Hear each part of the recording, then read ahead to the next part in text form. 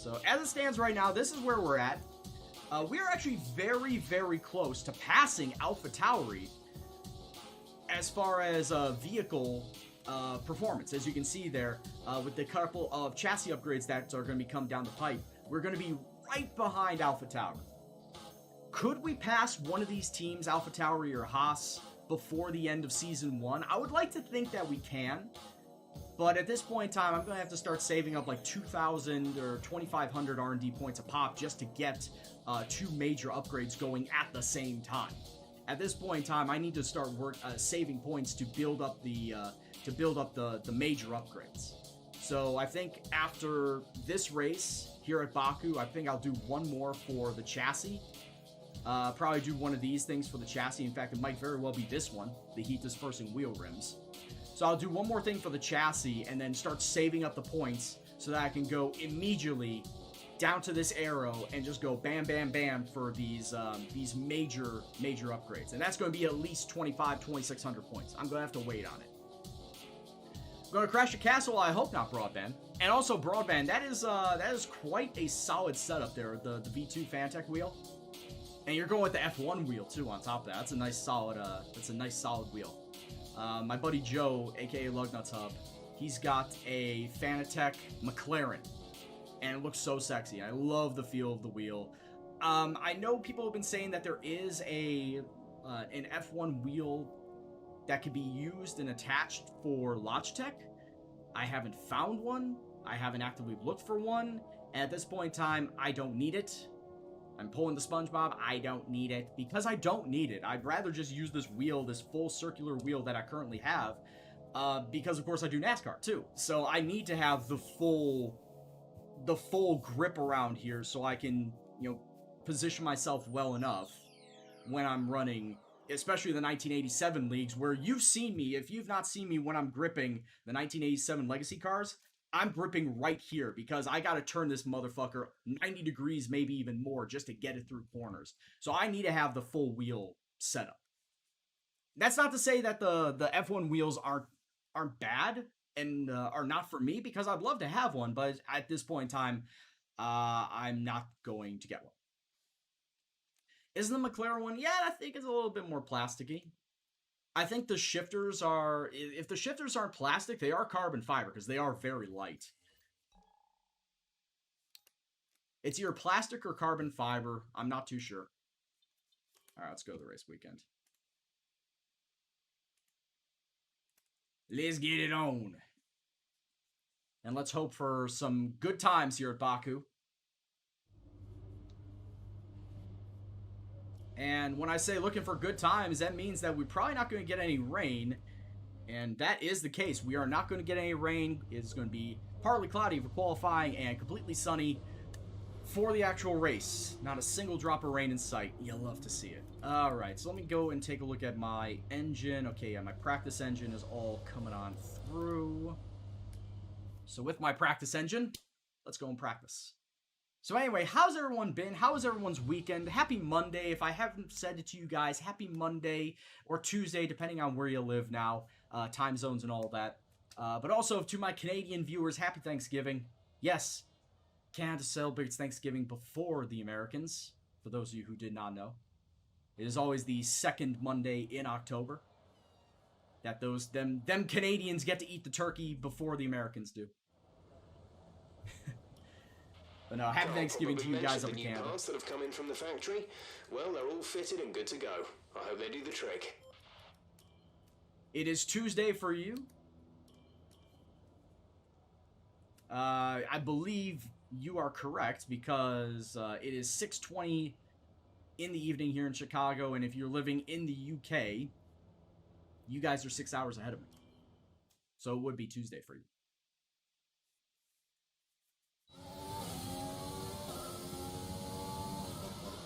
Basically, at this point in time, all of Europe is in Tuesday. All of Europe and everybody east of the meridian. All y'all are in Tuesday. Alright, so yeah, let's see what speed I'm pulling here. With overtake on, with rich fuel, With DRS, I'm pulling about 220.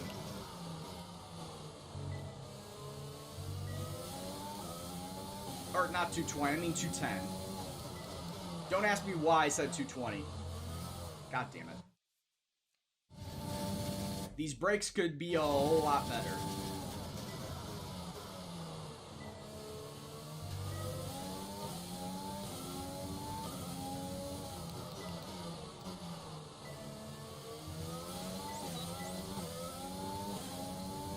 So I mean, in clean air, I'm going pretty damn fast at 210.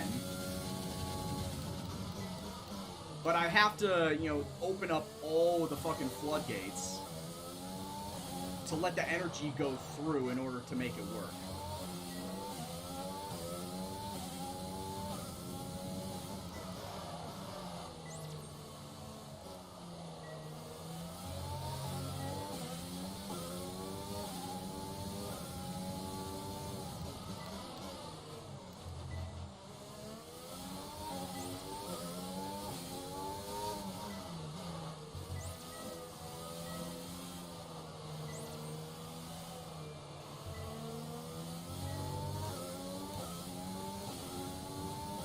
Oh, that wasn't bad through Castle.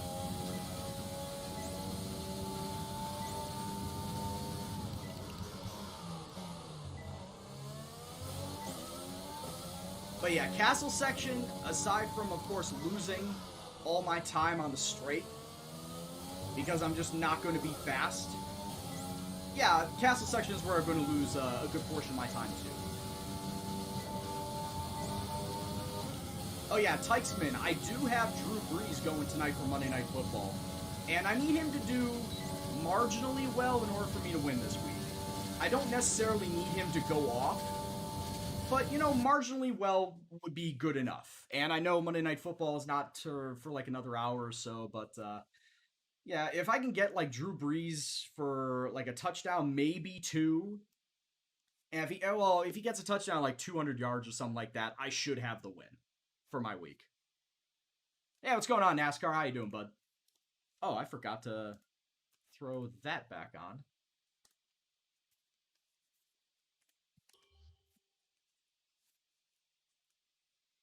To get back to my winning ways, my family's fantasy football league,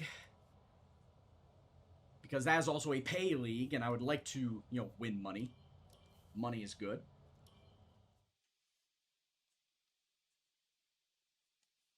Won the first 2 games of the season, won the first 2 weeks, I should say. Lost the next 2 weeks. So looking to try and get back into the winning ways. Also, speaking of, I need to make sure that my Premier League fantasy lineup is set. Because, of course, that is being hosted by Sarancia. If you have not signed up for it, it is on Sarancia's Discord, which is also where you will find the setups. So if you want to make sure that you may be late to the party, but if you still want to, you know, sign up for Fantasy Premier League Football, just type in exclamation point setups and get yourself onto Sarancia's Discord. He has the sign up and all that, all still available.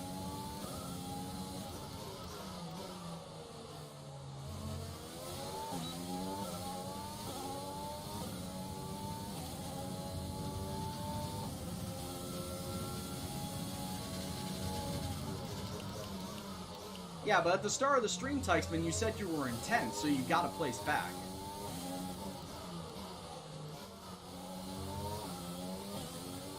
Oh, you qualified 8. Gotcha.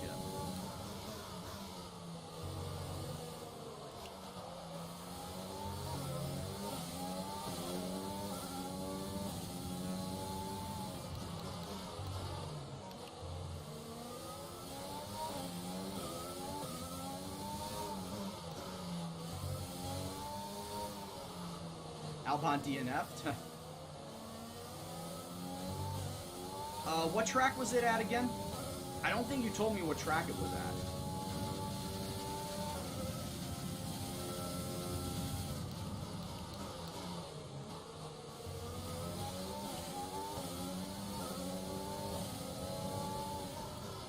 I was able to catch Perez.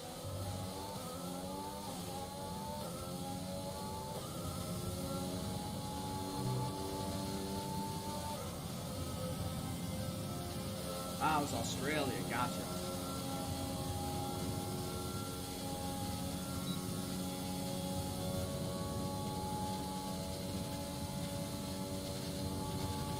Program complete. Better pedals means better, they could brake later? I don't know about that. Maybe it's because they're newer and they don't have as much give to it. You could just stomp that bastard down.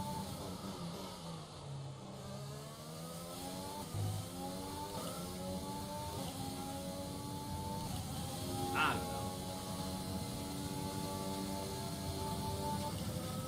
Also, I want to take a look and see what my engine is like right now. My ICE, my practice ICE is at 66%.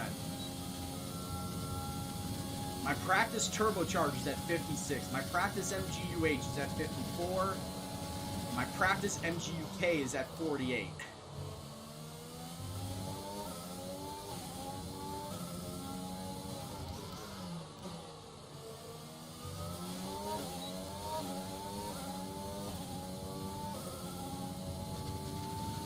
My energy store, my control electronics, I could actually keep them in my main engine. They're not all that bad. Energy store is at 30. Control electronics are what, 26? Frankly, I could keep those in my main engine. And not just for my practice.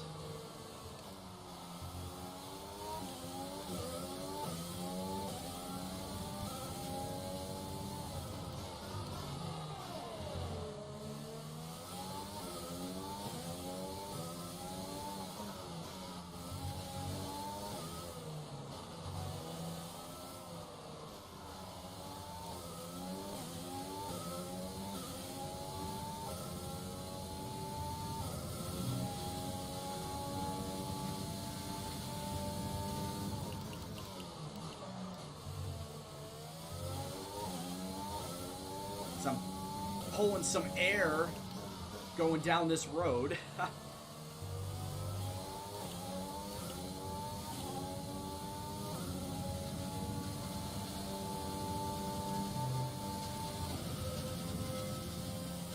Take 9 since your first time with the cockpit view. Oh yeah, I actually want to see something. How is driving like this? It's better. It feels weird to me though. Okay, test complete. And This feels weird as hell. A lot of valuable information out of that. Yeah, what's going on, Paco? This feels weird as hell driving like this. Oh my god. And this feels even weirder because you're off center. Yeah, give me the cockpit view all day, every day. Yeah, that was a weird looking view for me. Just driving with a wheel, it just feels wrong to me. Driving with a wheel and going from that view. Doesn't feel right.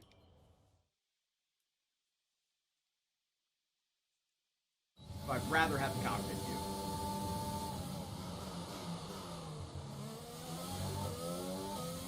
Alright, we'll do 5 laps around the race strategy, and then we will call it a practice, and then move ahead on to good old qualifying, where we're more than likely gonna start last.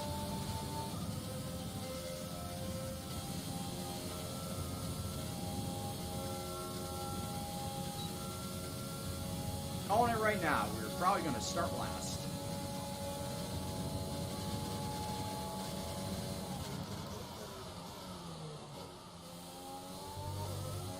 Yeah, that makes sense. Galvez72, thank you very much for the follow, my man. Hope you're doing well. Hope you enjoy the stream. Of course, anybody new that's stopping on by has any questions, feel free to ask. If I can't answer, I'm sure someone in the chat can. Don't hesitate to ask. Very open door policy when it comes to asking questions here on the channel.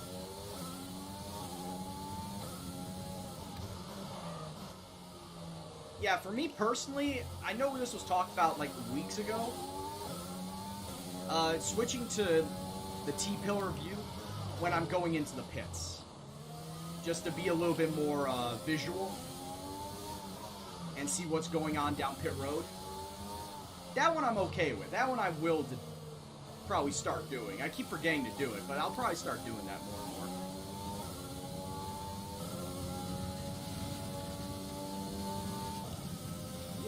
It's just I'm so used to driving cockpit view that it's just driving anything else right now, especially on a wheel, just feels wrong to me. I drive chase cam during Gran Turismo and Forza because that's more arcade.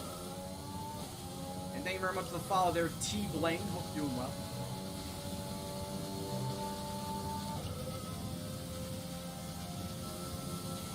Are pedals load cell or are they basic pedals? I believe they are load cell. I have to check again.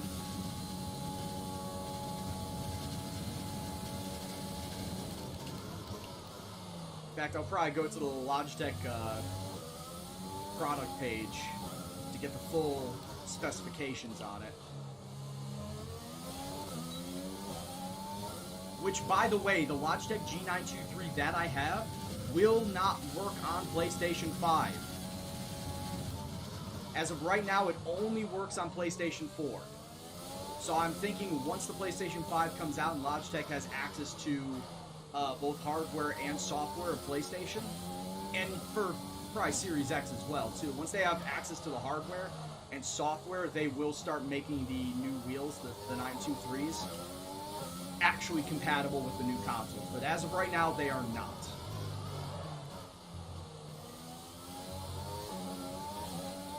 As of right now, this works on PlayStation 4 and Xbox One. Oh, shit. But nothing new. Which is to be expected, because of course the new consoles haven't come out yet.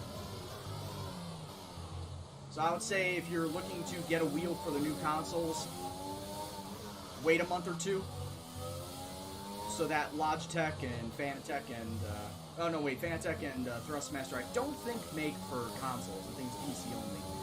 But wait for Logitech for like a month or two to make sure that they have all the specs necessary to start making the 923s compatible with the new consoles.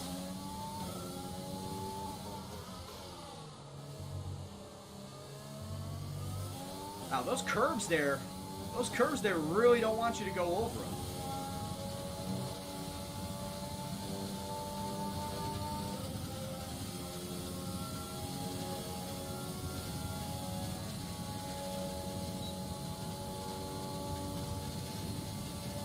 I don't think it would be a DLC upgrade. I think what you mean is just a hardware, or not hardware, a software update. I mean, it's possible, yeah.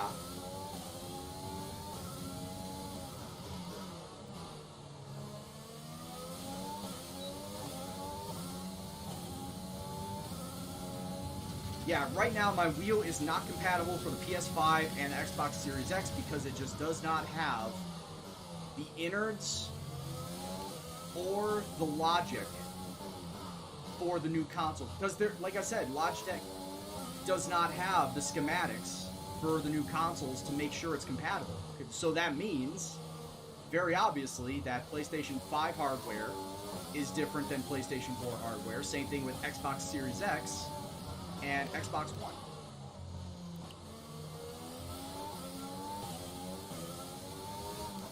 Like that's the big takeaway, is that these consoles are brand new hardware, that older hardware, or that they're brand new hardware, so that anything that gets built out that's new, that has not been tested for the new hardware yet, can't work on it. Unfortunately for me, I only play with this wheel on PC, so I don't have to worry about console. I don't have to worry about updating or having to buy a new wheel specifically for console. But yeah, anybody that does, they need to think about that right now. If you want a new wheel and you're going to be getting a new console, you absolutely need to hold off, save your money.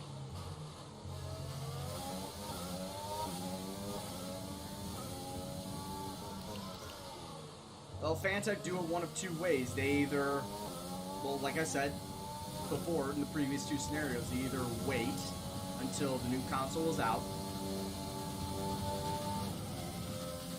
and then reverse engineer the tech for PlayStation and Xbox and then put it into their own stuff. Or it would be something as simple as a software update.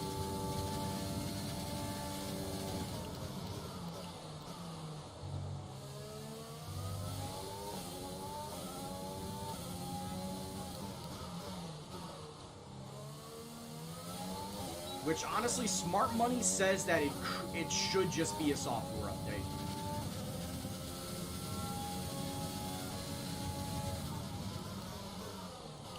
Also, I did not know Fanatec made stuff that would work for PlayStation and Xbox, but then again, because it's a USB connector, then yeah, it makes sense. Everything's a USB connector now.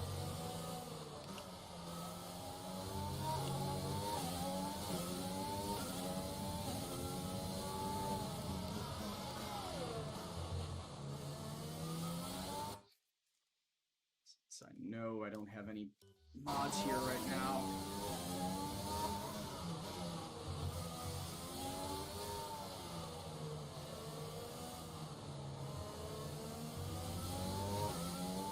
Well, then if they're advertising that they are PS5 compatible, that's probably going to be a software update.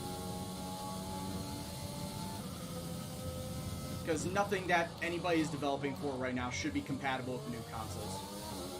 They have to wait until the software update comes out.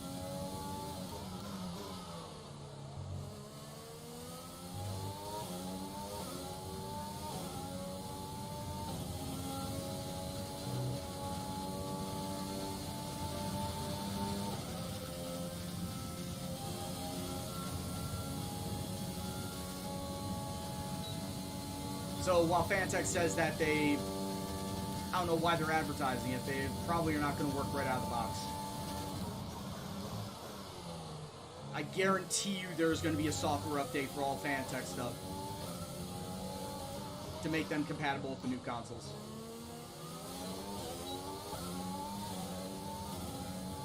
Oh, broadband, they can advertise. I'm sure they're advertising it right now. That it will be compatible for the new consoles. I'm just saying that if they are advertising that, then that means that they are going to have a software update day one when the consoles come out to make sure that they are compatible. Otherwise, you're going to have hardware that is not going to be working on either one of those consoles.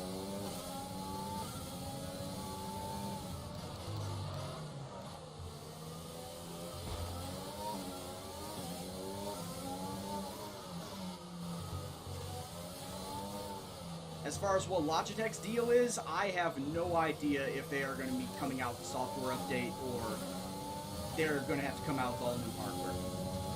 Like I said, smart money would be they get the software update so that they don't have a lot of complaints and lose money.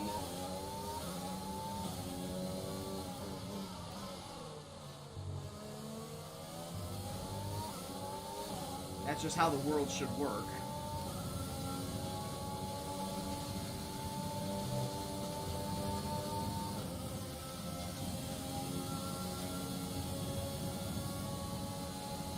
Whoever's behind me is just straight kicking my ass in speed.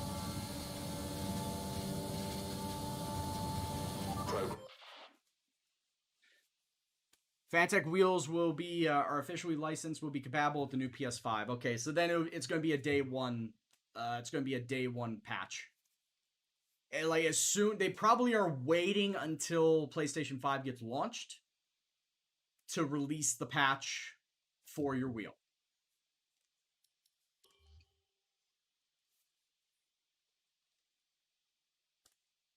And yeah, it's like I was talking about for Logitech G923. Can I get into it? Yes, I can.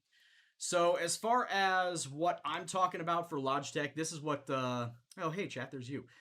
This is what I'm talking about. It's base price of $400, but you got to scroll, right? You got to scroll through all the nice little features that it comes through.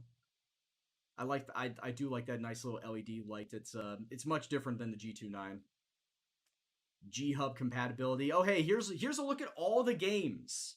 All the games that are compatible with the Logitech 923 on PC, Xbox One, and PlayStation 4. Spoiler, it's not compatible with everything on Xbox One or PS4, but it is compatible with everything on PC. I hate to be the bearer of bad news, bad news Barrett. But everything that you see here on PC, this wheel works for. However, you don't get the same for Xbox One or PlayStation 4. It does not work for everything on the consoles. So what that's saying is that this Logitech is essentially only good if you're doing driving games on PC. Not to take away from, driving F1 or Dirt Rally, Assetto Corsa, the WRC games, Project Cars. That's all well and good. Because in all honesty, those would probably be the ones that it would be necessary to drive with a wheel. Farming simulator, the fuck? Okay. Xbox One, for me personally, if I wanted to take this to Xbox One, oh hey, Forza Horizon, Forza Motorsport games. Cool, works for all of them. Did it see Gran Turismo in here? It has Gran Turismo Sport. It's only good for Gran Turismo Sport on PS4. So if you want to play some of the Gran Turismo games, guess what? You are SOL, as you can only play Gran Turismo Sport is compatible with this wheel. Yeah, farming sim. I don't know why, but then again, you take a look on PC and it's like, oh, it's American Truck Simulator and Euro Truck Simulator, which makes a whole lot of sense. NASCAR Heat's in there too. The grid games. What else is there? Snow Runner, which just came out, legitimately just came out. Need for Speed. So yeah, like I said, all of these games you can play on PC, but the same games for Xbox One and PlayStation 4, you can't play most of them, which is very sad.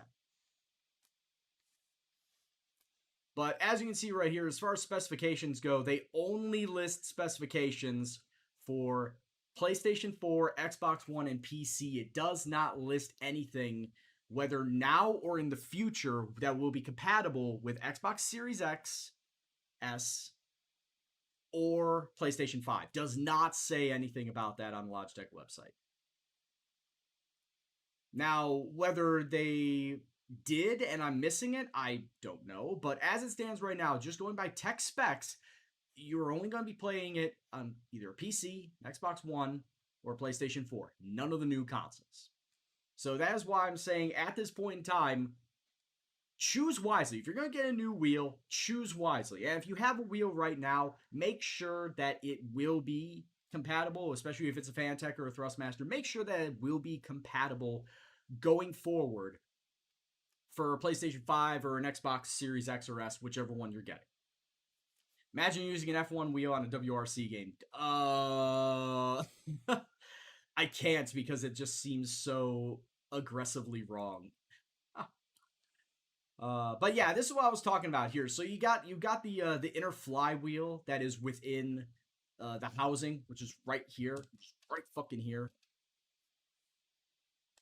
You got the inner flywheel that drives everything as far as your force feedback goes. But then on the inside of this connector between the wheel and the housing, that's where the true force sensor is. That is that extra little bit of motion where you could feel some engine rumble, a little more engine rumble. You can feel a little bit more of the tires gripping or sliding on the ground. That's that whole brand new that brand new technology that Logitech just came out with called True Force. Feel True Force on these games: Grid, ACC, and GT Sport. Sponsored by this guy. You know this guy, right?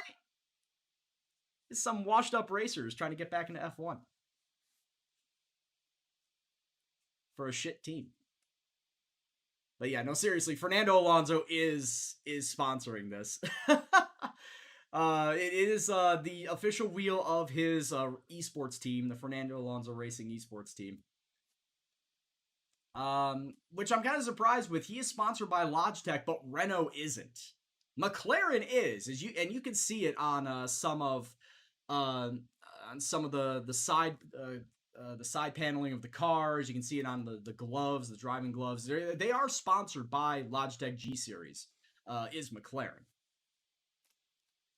But yeah, that's what it is right now for the good old Logitech G923. Not really. It doesn't really say that's going to be compatible with PlayStation 5 and the new Xboxes, but it doesn't say that it won't. There obviously is going to be some sort of press release. There has to be saying that, oh, hey, we're going to come out with some software updates as these consoles come out to make your wheel compatible with these consoles. And if not, then that's bad deal for Logitech. That is bad business for Logitech for not having a wheel that just came out. This wheel came out in July. Let me just say that again. This wheel, the Logitech G923, came out in July. They knew that they were going to be also having the new consoles coming out this year. They knew that they were going to be coming out in November. So Logitech should be on the ball. You would think in having a patch ready so that these wheels will be PS5 and Xbox Series XS ready when those consoles drop. And if not, then that's lost money for Logitech. That would be honestly lost money for Logitech, and that would be driving more and more people to go to Fanatec and Thrustmaster instead. Because as you said, Fanatec will have something coming out to be compatible for PS5 as soon as that drops.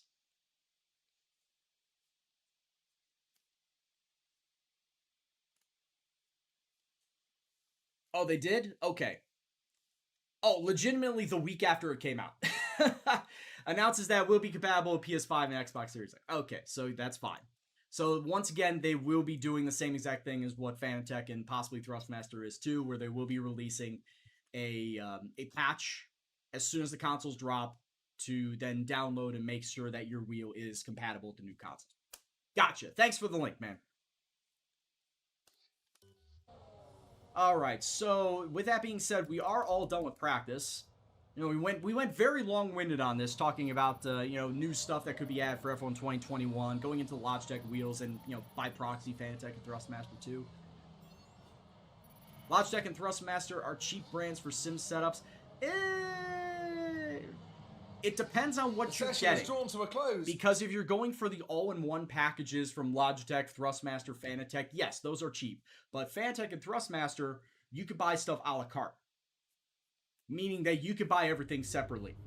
The wheel, the shifter, the pedals, the direct drive, the housing. You could buy all that separately, completely customize your wheel, however you see fit. But if you do that, then you're going to be racking up into the $1,000 range.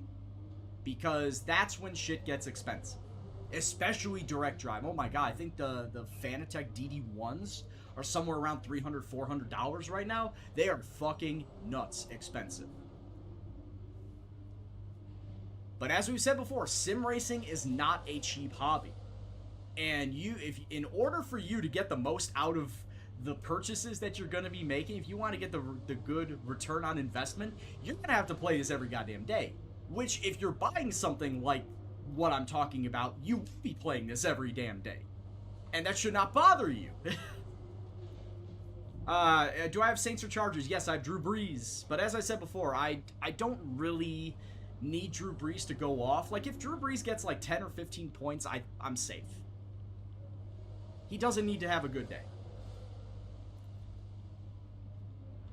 Yeah, it's what I said. The direct drive ones are fucking nuts expensive, man.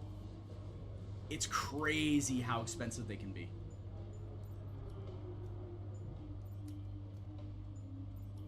Wow, I'm already on my third ICE. Woof. I'm already on my third ICE for this. It's not a good look. You lost your matchup because Dak broke his... Oh my god, that was an ugly-ass break yesterday. Obviously, he's out for the season.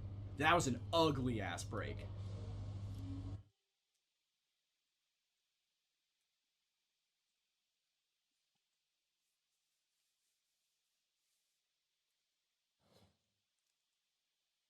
Yeah, they showed it like once or twice. And of course, people were reposting it on Twitter, because of course they do. But yeah, it was not a good break. And as I made mention on Discord, I did post on Discord what the official doctor's report on it was. Compound fracture of the ankle. which if you don't know what a compound fracture is, let me sum it up to you this way. Bone through skin. That's the best definition of what compound fracture is. Bone through skin. So that dude, and apparently he just had surgery today and is out of the hospital now, but he's done. He's done for the season. He's not coming back. Let him heal it up, rest, and come back next season. He's also, I think, was in his contract year, wasn't he? If it wasn't this year, next year was his contract year. So he was trying to, play for a better contract. Yep, now he breaks his ankle. What do the Cowboys do? I did hear that Jerry Jones is thinking about keeping him, though. Because they want him to be their quarterback. But that sucks. When you're trying to play for a contract and that happens to you, you're going to get significantly less money.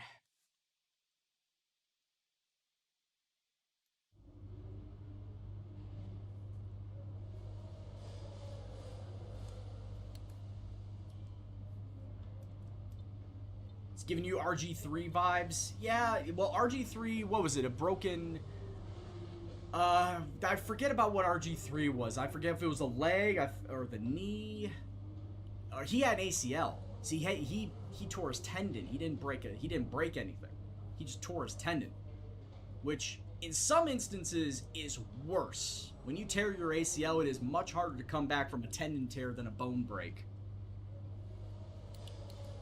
Much, much harder. Yeah, so we'll pop that bad boy up. Try to make that better for us. Alright, so let's get ahead to qualifying here. Yeah, how about Alex Smith coming back? It sucks that he has to, start behind that offensive line, which is letting everything go by. Hell, he got sacked, was it 5 times yesterday? He got sacked. And he also got sacked by Aaron Donald, who was the one who fucking broke his leg in the first place. Aaron Donald was the guy that caused Alex Smith to break his fucking leg in the first place. So when I saw that he got sacked, the first sack back that Alex Smith had, it was by Aaron Donald. I'm like, oh no. I was waiting for something bad to happen. It was that hold your breath moment of what is gonna go wrong here.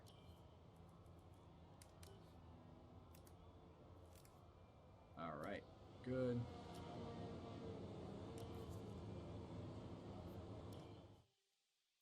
He could be behind the Bengals O-line, and calling him turnstiles is an offense to turnstiles. Is the Bengals O-line really that bad? I mean, I've not watched, admittedly, a Bengals game this year. You have, because you're a Bengals fan. Kind of sucks for Joe Burrow, but the Bengals organization's got to do better.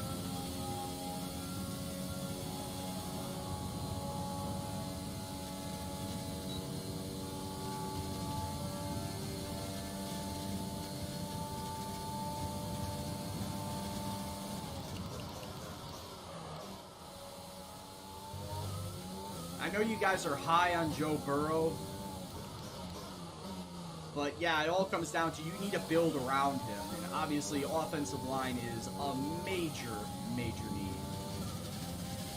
Because having him alongside with Joe Mixon, you're going to have 2 long-term players on that offense, you would hope.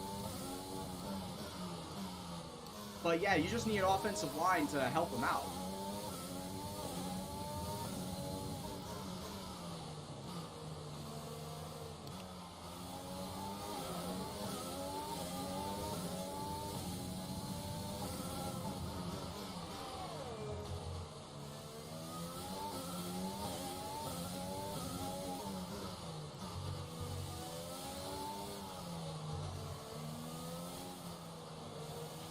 Be careful with the front wing. You've taken some minor damage.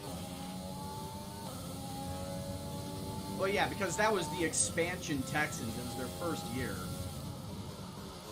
And a lot of their roster was made by college grads. Like, yeah, they did have some veteran players, but a lot of their offense was college. Okay, take it easy on the car. We can't sustain this level of damage. And hell, that was Derek Carr. I believe that was Derek Carr's, yeah, Derek Carr was the first overall draft pick by the Texans. Derek Carr just got lit up because that offensive line could not block for shit. It was terrible.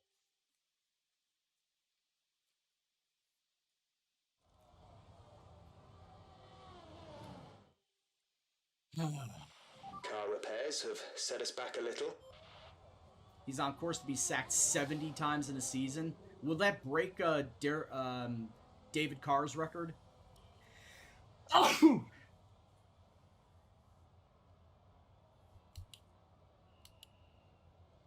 Yeah, would that beat David Carr's record if he got sacked 70 times? And my time is only that bad because I busted my front wing. But let's be fair, I'm probably not going to be a second and a half faster. It's just not going to happen.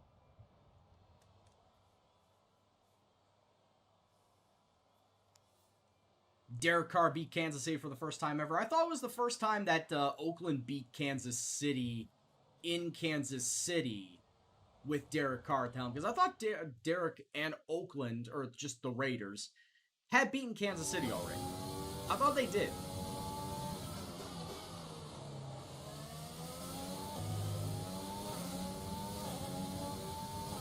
But I thought the stat line was that he didn't beat them in Kansas City.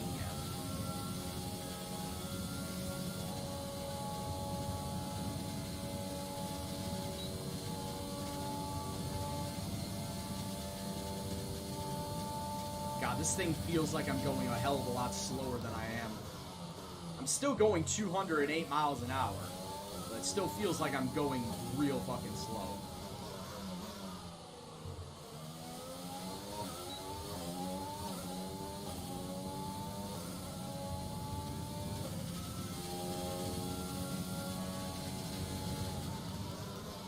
Well, I know it was his first win in Kansas City. If it was his first win against them overall, then okay. But I thought he had already beaten them.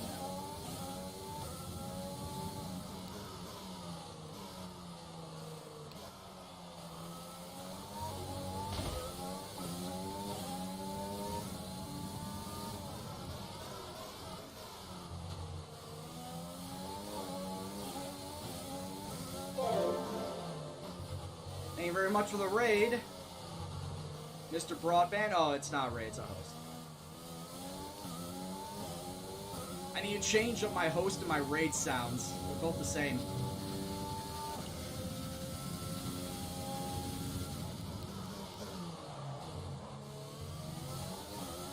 Which I know I did at one point in time. I think they reverted back.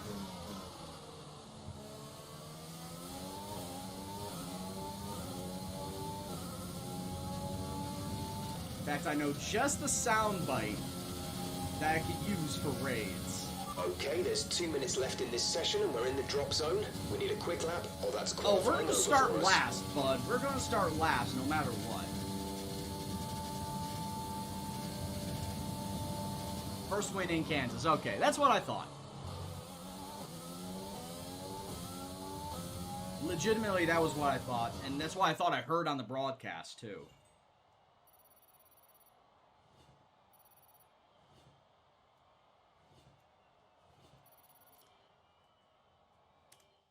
Alright, so let's take a look and see what you posted on the Discord.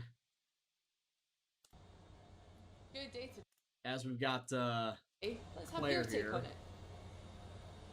You won't be starting at the front of the pack. Are you worried? it's always a worry. How do you feel the competition is for you this season? It's been great. It's been great, Appreciate I your time. guess. Wow, that looks like fucking Black Friday. People jam-packed, and where is that, a mall? Yeah, it's a shop. The first day the shop's open back up in Brazil. That looks like fucking Black Friday shopping, just wall to wall. People just crowding everywhere. That is crazy. I'm sorry that you couldn't get your shit from elsewhere.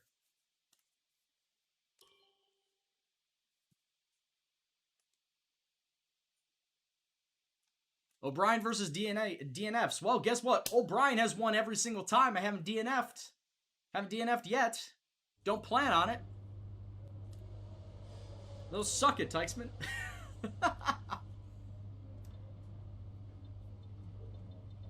Alright, so it's going to be full sunny. And that's going to be my engine. Don't need to do anything there. Let's just get right into it. 26 laps around this Baku circuit. Saints or Chargers? I've got Drew Brees on my fantasy team, so I gotta go Saints.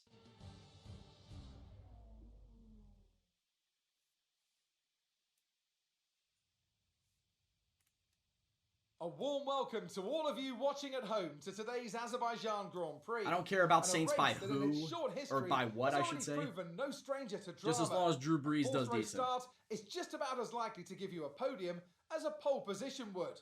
And remember, in 2017 and 2018, both Lance Stroll and then Sergio Perez took surprise podiums here. With 20 turns and a length of 3.7 miles, Baku City Circuit in the heart of the Azerbaijan capital is a real test of a driver's They were, and endurance, Lance Stroll's was in a patience, Williams. and precision. 90-degree corners through Sector 1 lead into a tightening uphill sprint as we start to circle around the old city.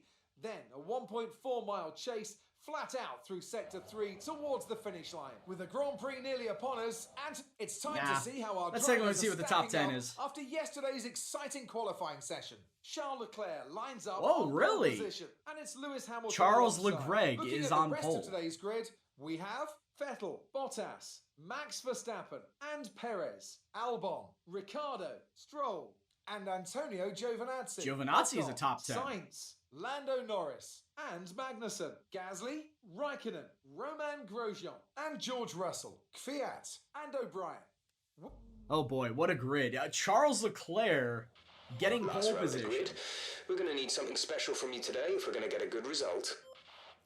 Alright, so obviously, starting from the back, I'd rather go with the longer tire, just so I can get the most durability out of it.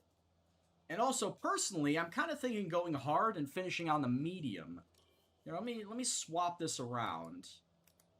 If I go hard and finish on the medium, it wouldn't be that much of a change. But I'd rather have the higher durability tire to start with, and then go with the lower durability but faster tire to finish out. And I know what you're saying, Brian. You're in a Williams. It doesn't fucking matter. You're right. It doesn't matter. But I'm still thinking about, you know, in the future when my car actually is good. I'm still down here at the back, you know, the back half of the grid where I have to make these tire decisions. I'm thinking what is going to be best for me, what is going to be best for me in the long run. And I think that if I had a faster car, this might be a viable strategy to push me up. Yeah, obviously it's not. I probably will still finish in last place. But I'm going to bank on this one. I'm going to bank on the hard to medium go. Right?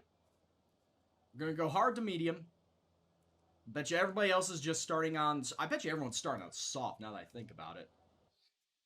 Is everybody starting on soft tires? No. Actually, there are some hard tires. Wow, there are 6 cars starting on hard tires. Myself, Kvyat, Gasly, Norris, Sainz, and Ocon. Very, very interesting strategy. That's either soft tires for the front 10 or mix mash for the back 10. Well, we'll see what happens. And of course, it's Baku. We might see a safety car. Will that cause me to change my strategy? I don't know. We'll play it up. We'll play it by ear. We'll see what happens. All right, let's give it a ride. Could take him to lap 20? Maybe. We'll see what the wear is like.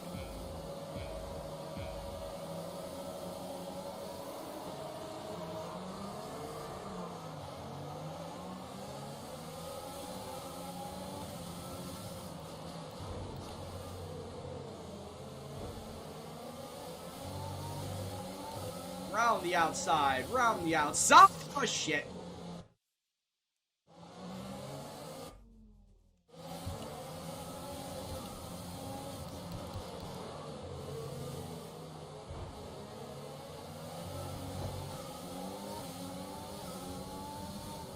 forgot the braking zone was fast.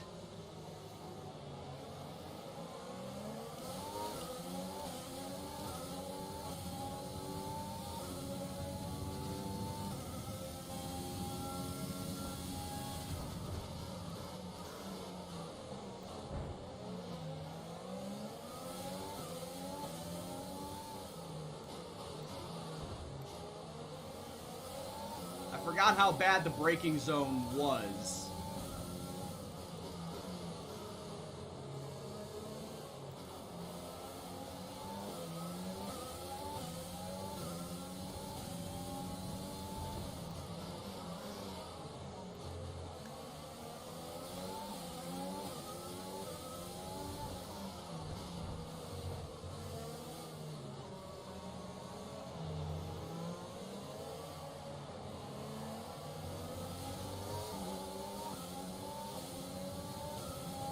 Say, look how slow it was going through the castle.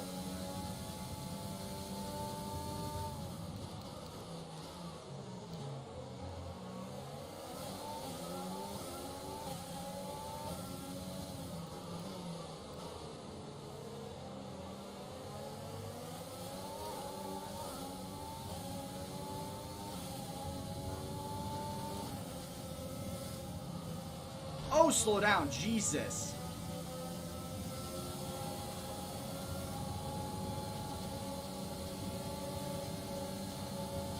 God, this is gonna be fucking dumb.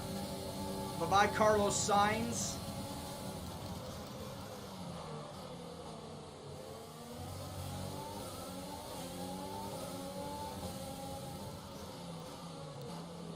Alright, I got punted. I was trying to take the inside. I got punted by Magnussen.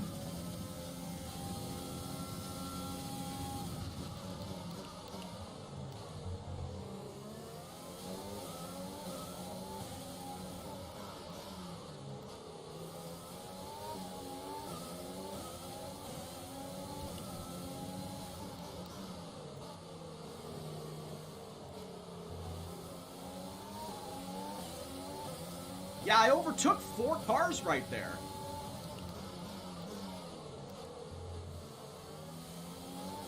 Actually, 5 if you want to count Sainz. I overtook 5 cars in that one little stretch.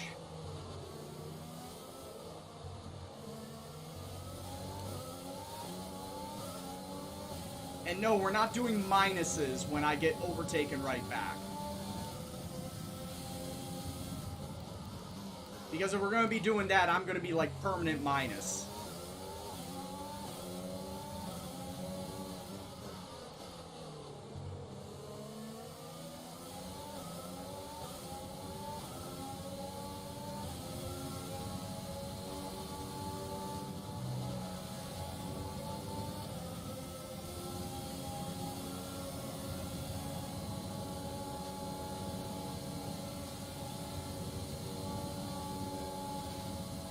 Grosjean doesn't deserve anything right DRS is now, being honestly. enabled this lap. We can use DRS when you are within 1 second of the car ahead and in the DRS zone.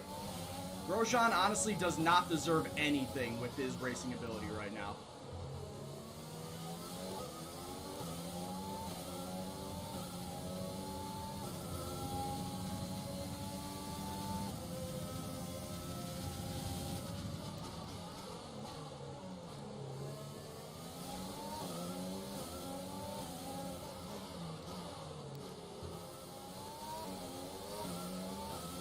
Ricardo deserves better. Well, that's why he's going to McLaren.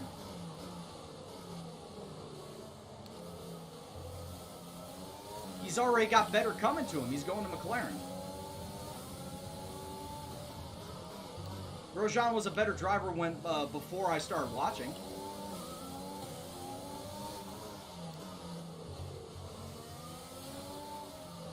Certainly not a good driver now.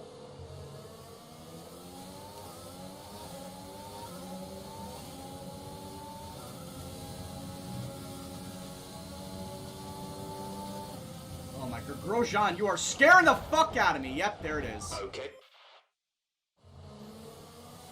I said Grosjean, I meant Magnussen, but either way, he was scaring the fuck out of me.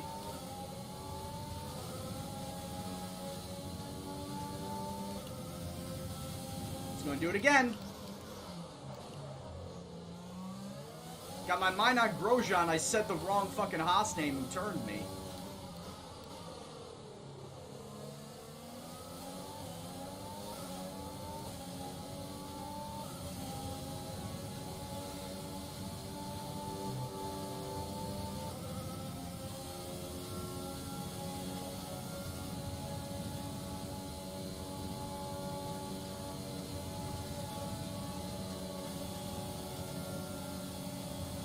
Yeah, shitbag.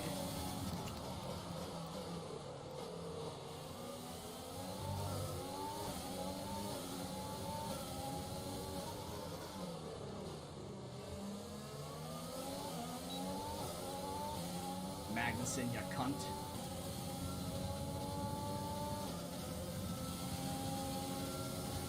Doesn't take away from the fact that he's not really been all that good. Doesn't matter that he's in a Haas.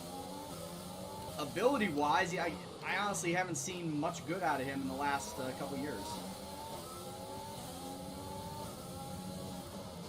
Like I said, you say he was good. He was definitely, or probably good before I started watching F1. But I haven't seen it since I have.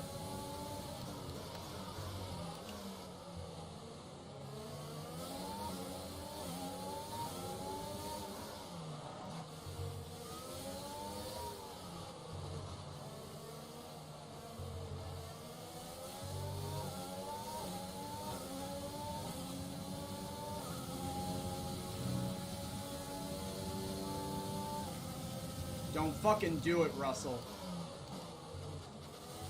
The AI is fucking ruthless at that back end section.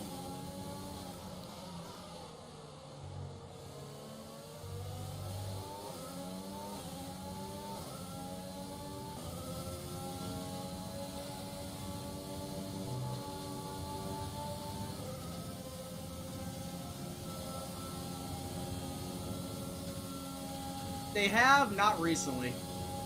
Definitely not recently.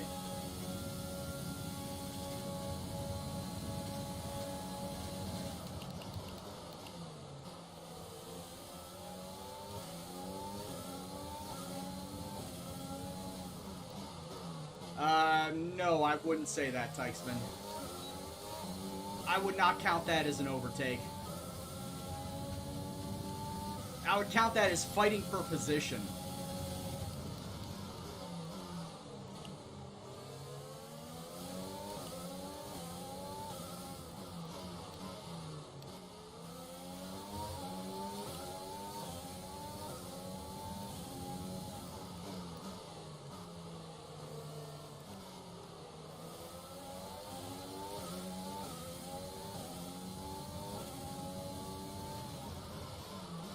As I said before, I know I'm losing all my time in the castle section and the straights.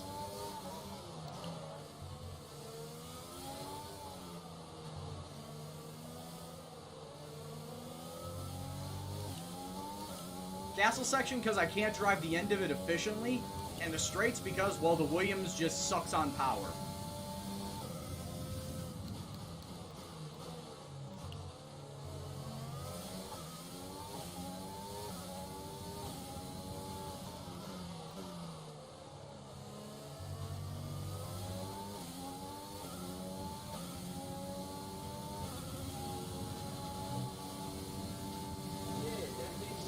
Thank you very much for the follow there, Ayadinka. Sorry, Ayadinaka. Much appreciated for the follow. Hope you're doing well. Hope you enjoy this stream. You love the circuit? I love this circuit. Okay, I can't say love. Love is too strong of a word for my thoughts on this circuit. I tolerate this. As far as street circuits go, this is the one I tolerate the most.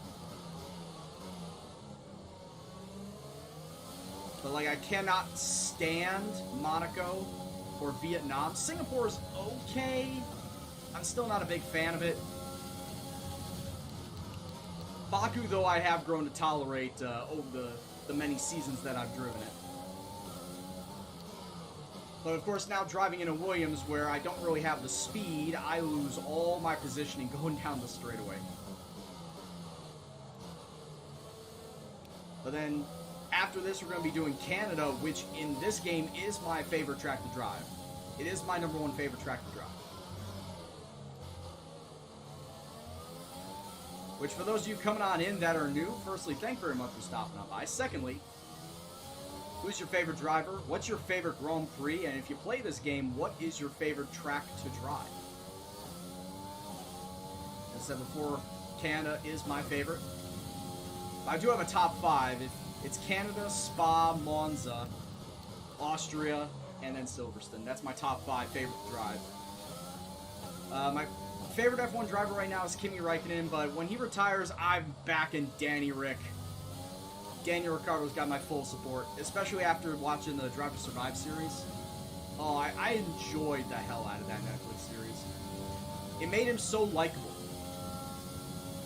Like, he's a very affable person. Like, you just go down to a pub, shoot the shit, have a pint.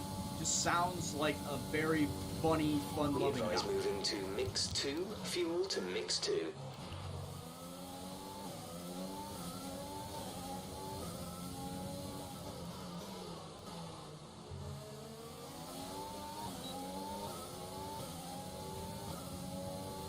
Naka says Spa, it's a good track, and Danny Rick, very nice. In the Danny Rick camp as well. And I think him going to McLaren, teaming up with Lando Norris, is going to make for one of the best driver duos in a long time. I think there's just going to be some...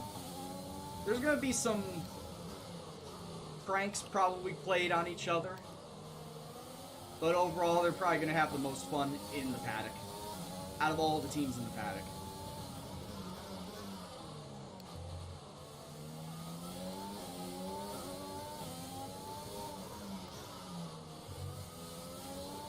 Chapaduck's also a Ricardo fan. You like Monaco. See, in real life, I like watching the Monaco Grand Prix. I cannot stand driving it on this game. I 100% support the Monaco Grand Prix. I want to see it run every year. I'm in that camp. But as far as driving it in this game, I am not a fan. I can't do it. It's too tight. It's too tiny. Which gives me more of an appreciation for all the drivers that do it. And especially all the drivers back in the early days, the 50s and 60s. And those fucking death traps on wheels. High speed, no downforce. Not low downforce, no downforce. And we're able to swing it around Monaco like that.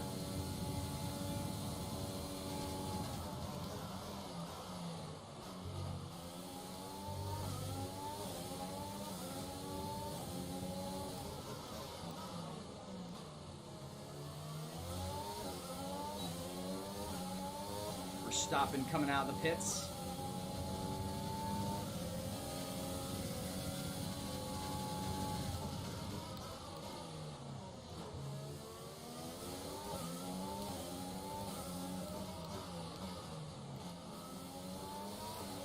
I mean, I hope so too, NASCAR. I'm actually slated to go to both the Daytona 500 and the Indianapolis 500 next year. My buddies originally had tickets to go to the Chicagoland race here for NASCAR, but of course that got, stopped. That got canceled due to COVID. So then NASCAR came back and said, okay, we will hold on to your tickets. You can choose any race you would like to use them for next year. And the buddy who was setting up the whole thing said, can we do Daytona? And Ticket Office said, sure, you can do Daytona. So we're hoping to go to the Daytona 500 next year. If they will allow a good number of fans into the stands.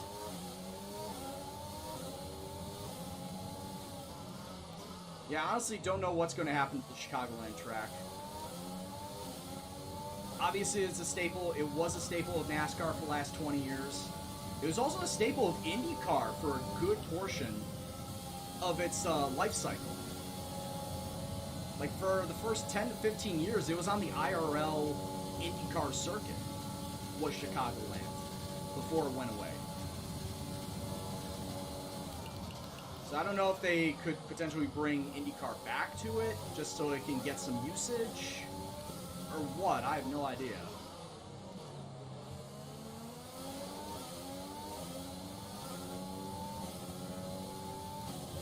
By the way, we are only on lap 9. I'm pitting on lap 14.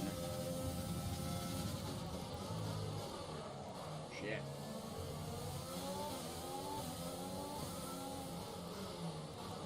Shit. Get around. Oh yeah, 80 Naka. I can't say I'm a big F1 fan myself. I'm a racing game fan. I love this game because it's a really damn good racing game. I'm super casual when it comes to F1. I'm starting to learn more and more after, streaming this game more and more. But for me, I'm super casual in the fact that I've watched Monaco and have watched Monaco only for the last 5 years. Because it fell on the same day as the Indy 500, so it's like racing Christmas. Last year, I was able to watch the Wet Hockenheim race. That shit was hilarious. And then this year, I've already watched, I think, 4 Grand Prix. I watched the Austrian Grand Prix. I watched Spa. I've watched Monza. And I just watched this most recent one at the Nürburgring. So I'm starting to watch it a little bit more, but I'm still super casual. I know all the current drivers. I know a little bit about the history and, of course, the historic drivers in the past. I mean, can't really forget about Ayrton Senna and Jim Clark and Sterling Moss, Michael Schumacher. How can you forget about him? So I have a passing knowledge of the sport and its history, but it's just like Starship Troopers. Would you like to know more? And the answer is yes, I would like to know.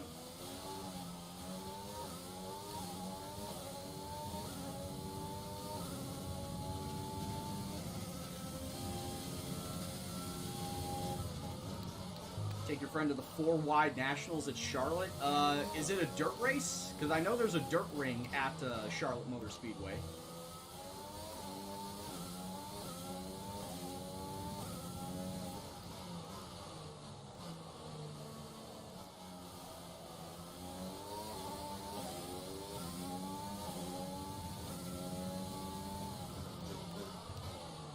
But all the same, Idinaka, sorry, I keep mispronouncing your name.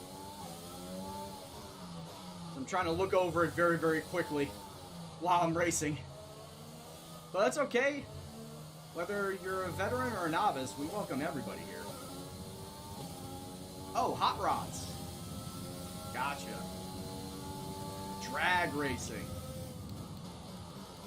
You know, I've never seen a drag race live. Saw them on TV a lot when I was younger. Like John Force, of course, back in the day. I've never went and seen a drag race live. Even though Route 66 Raceway is, in the suburbs of Chicago. It's down by Joliet. It's actually down next to Chicagoland Speedway. I've never gone to see a drag race live.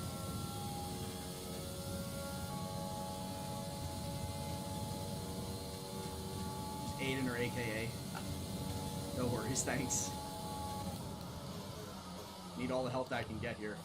I need all the help I can get since I'm in a goddamn Williams. Hey, I knew what I was getting into when I signed up for this challenge. Alright, so you don't have to, there's no pity that needs to be thrown on me.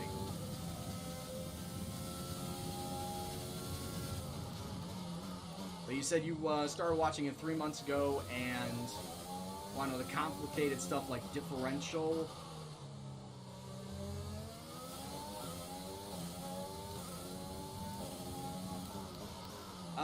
Yeah, differential is, well, most of the stuff that's set up on the car I don't really know too much about. Differential, I think, is how much power is put into the car or put into the engine on and off throttle, like going in. I'd have to look into it in the setups again, because like I said, I did not make any of my setups for any of these tracks. One of the frequent passerbys here in the chat, call him a regular. His name is Sarancia. He makes all the setups that I've used over the last 2 months now, since this game came out. He's got his own Discord. You can type in !setups, plural, SETUPS, and just log into the Discord. Find where he holds all all the setups, and there you go. It's no charge. It's completely free. He's currently on a version 3 of them. He's working on a version 4, but he's come down with an illness, so he hasn't had time really to work on it. We're approaching the pit window. You'll be on the mediums. But I thought for sure differential is all about power from the engine. And I changed my differential between dry and wet settings. Like, as you can see right now, differential is currently at 53. When it's a wet out, like intermediate tires wet, I drop it, or not drop it, I up it to 63. And when it's full wet out, I up it to 68. Like I said, I think it's all about power to the wheels.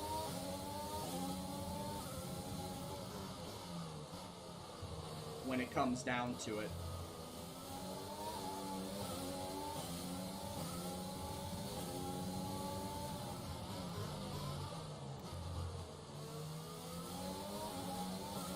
And in this Baku race, I am just very surprised we have not had a caution yet.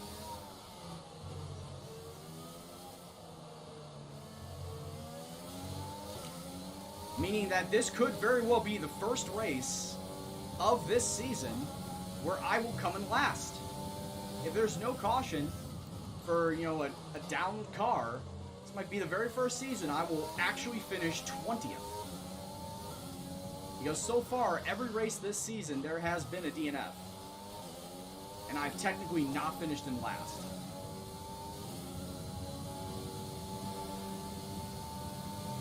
But on the race where I'm gonna get...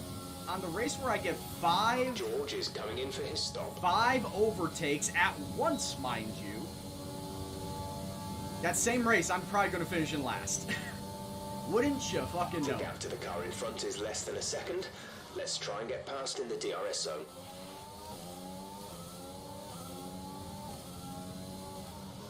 Because I've started on hard tires, I'm staying out till lap 14. Actually, let me take a look and see what the tire wear is. I could probably stay out another lap if I really wanted to. It's low 20s in the front, mid 30s in the rear.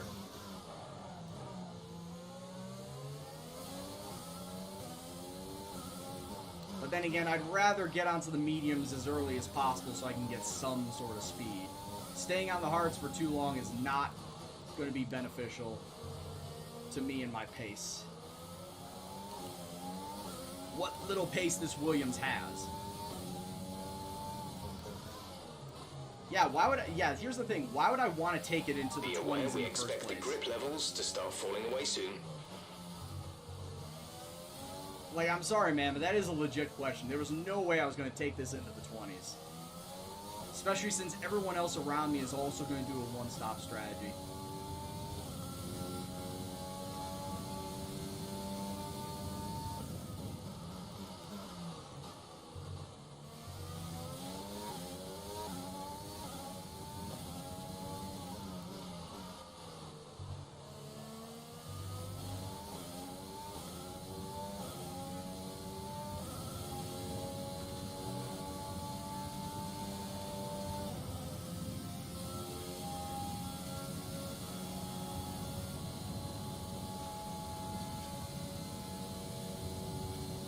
Well, Limpa, they could go back to Renault.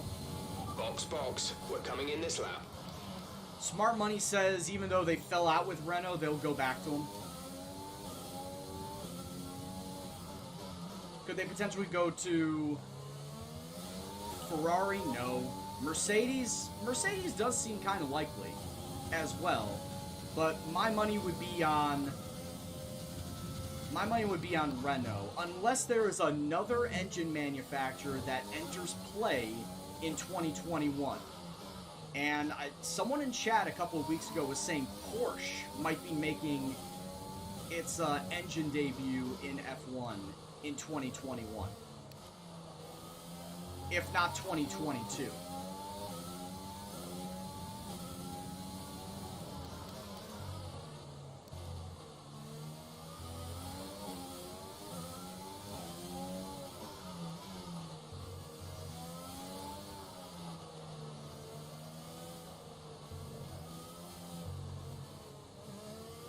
I don't remember who in the chat said it, but they were saying something to the effect that Porsche was saving money to divert their investments into F1, specifically into making engines for F1.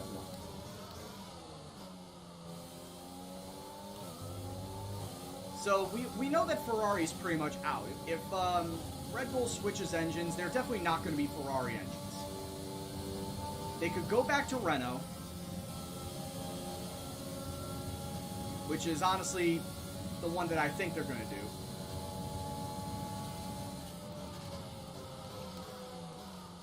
They can go back to Renault. They can go to Mercedes, which, I mean, at this point in time, who doesn't want to go with a Mercedes engine, given that, you know, seeing what they are doing right now with their own cars?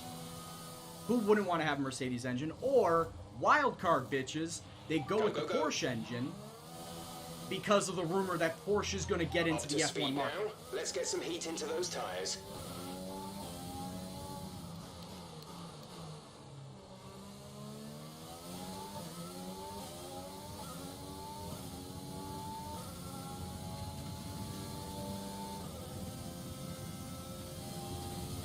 But yeah, Tykesman, I believe you were also around when that guy was saying something to the effect of Porsche coming into the F1 fold with what they wanted, with what they were going to do.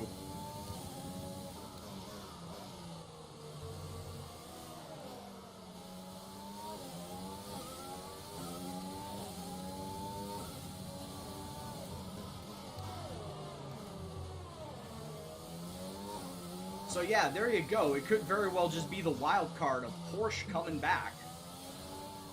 And that is what the Red Bull engines are going to be.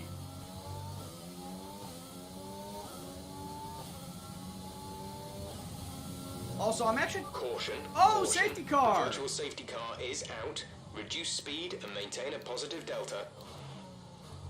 I will say this, though. With Aston Martin, you know, taking over for Racing Point, and we know that Racing Point has the Mercedes engine, why is Aston Martin not producing their own engines for their own car? Why would Aston Martin not make engines for their own car?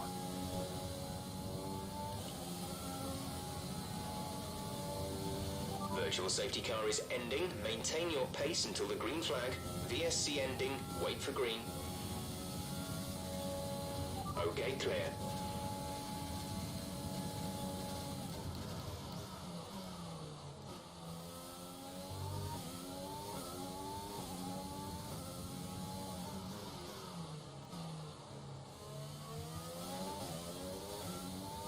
Second driver of Red Bull, bring back Gasly. It's a clear and simple answer. Albon is basically driving for his seat right now. And he's not really shown to be all that consistent. So yeah, he very well might get the boot after this season. Where he goes, I have no idea. Would he go back to Toro Rosso or AlphaTauri at this point in time? I don't know.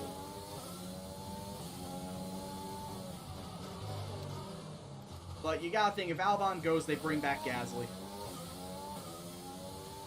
Given what Gasly's been doing with Toro Rosso AlphaTauri right now.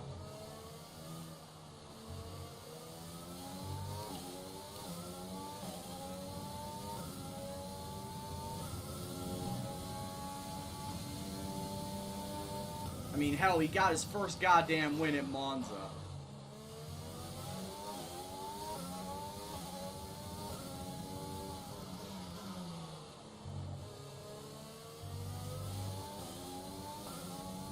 Because Sergio Perez might go to either Alpha or Haas. That's the rumor right now. He's going to either Alpha or Haas.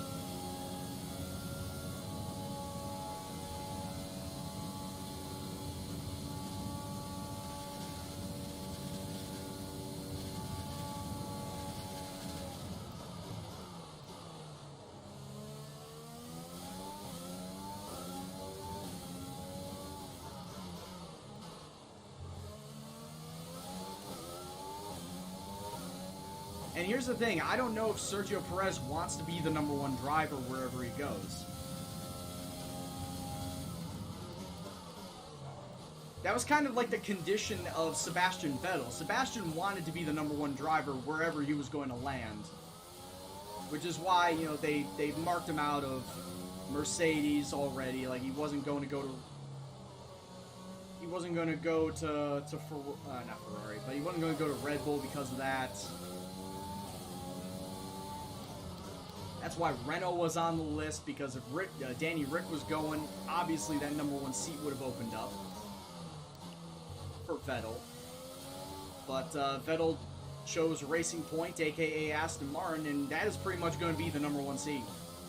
Lance Stroll is not moving into the #1 seat with him. It will be Sebastian Vettel.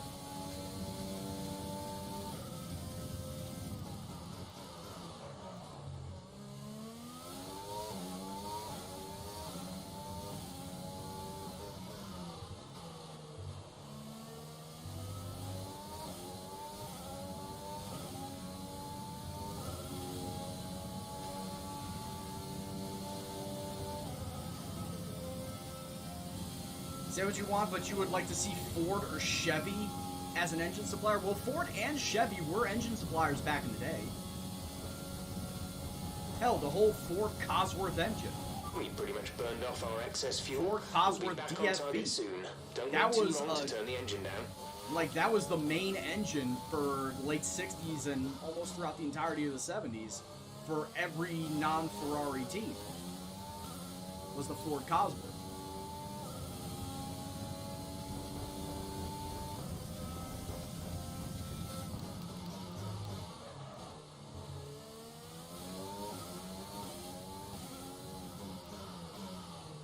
Would be nice to see him make a comeback, yeah, but I don't think that that's their priority right now.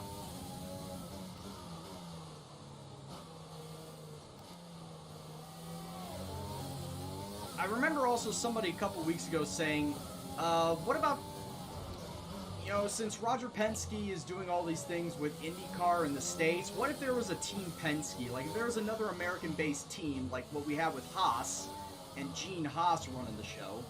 What about if Roger Penske runs his own F1 team? And I looked that up because I had thought for certain that there was, in fact, a Team Penske in F1 back in the day, and there was, back in the late 60s.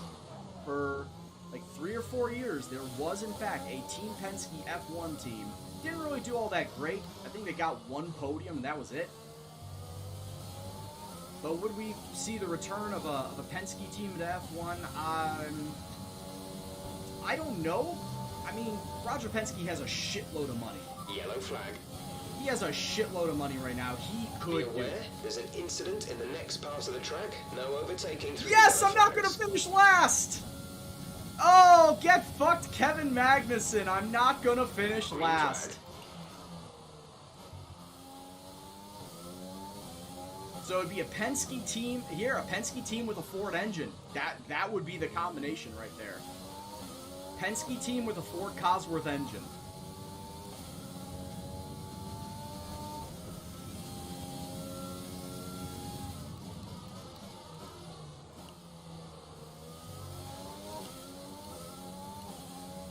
Drew Brees clearly missing his target, Michael Thomas, but Michael Thomas didn't miss his target in practice. The only reason why Michael Thomas, the wide receiver, is not in this game is because he threw punches at a teammate in practice. He was already out, injured for like 3 weeks beforehand. He was going to come back this week, but decided to start a fight in practice, and the coach pulled him.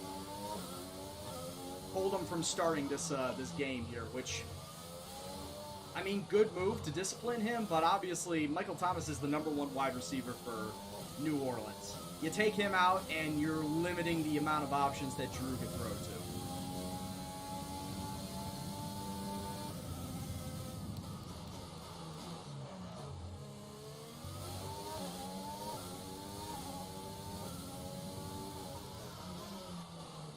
But the luck continues to ride with me, and I am once again not going to finish last, thanks to Kevin Magnussen doing something to his engine. He blew his engine up, I'm sure. Speaking of, I actually want to take a look at my engine. How bad is my engine?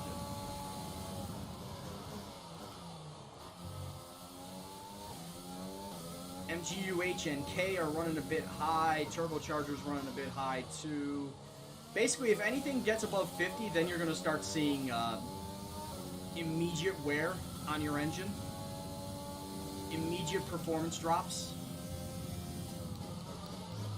So as soon as anything gets above 50, you're definitely going to start seeing performance drop. If it gets above 65, you have immediately crossed into the territory of this part could break down and not work. I've had it happen with the gearbox before where I got it up to 65 and over, and it just wouldn't shift anymore. Or if it did shift, it would take 5 seconds for it to shift. At which point in time I had to DNF tire the car.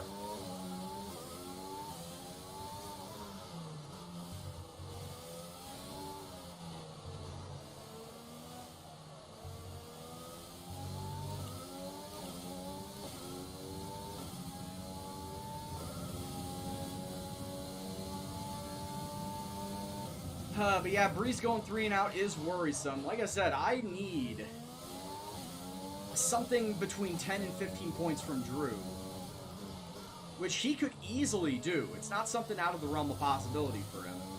But if I want to win my matchup, he's got to do that.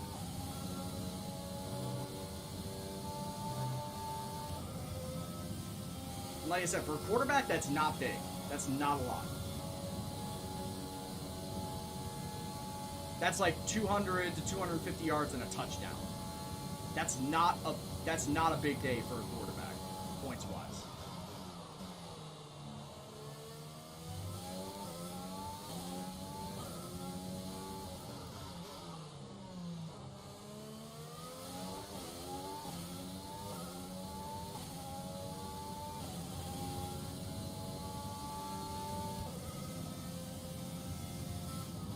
But yeah, what do you think silly season is going to continue to be like going into the off season here?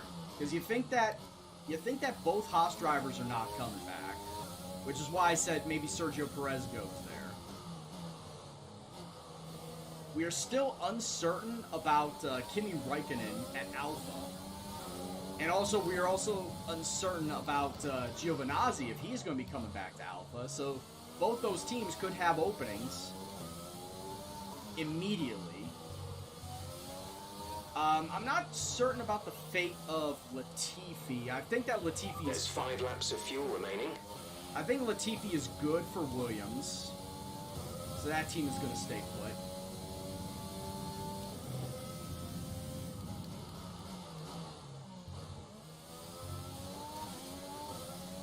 If he hasn't signed it, and he hasn't said that he signed it, and he hasn't said that he's coming back next year. As what was posted in the Discord, it was very, very conflicting reports over Kimi coming back another year for Alpha, and Kimi declines saying that he has signed for Alpha again. So we have no idea what's going on with Kimi. On will he or won't he?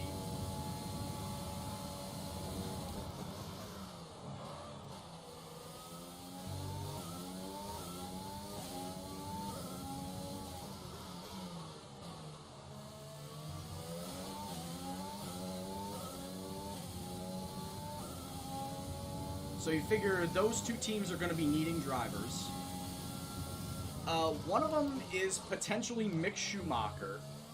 I mean, that was kind of the whole reason why they brought up Mick Schumacher and Callum Ilott, was that they were basically trying him out to bring him up into F1.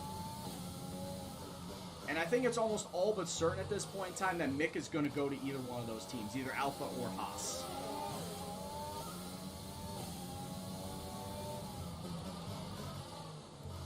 Oh yeah, if Kimi comes back and they replace Giovinazzi for Mick Schumacher and they use Kimi as sort of a mentor at Alpha, that would be very beneficial to Mick's development.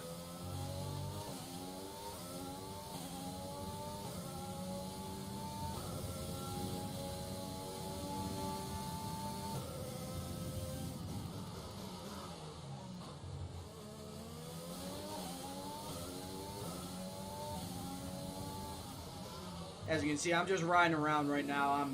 I'm just cruising.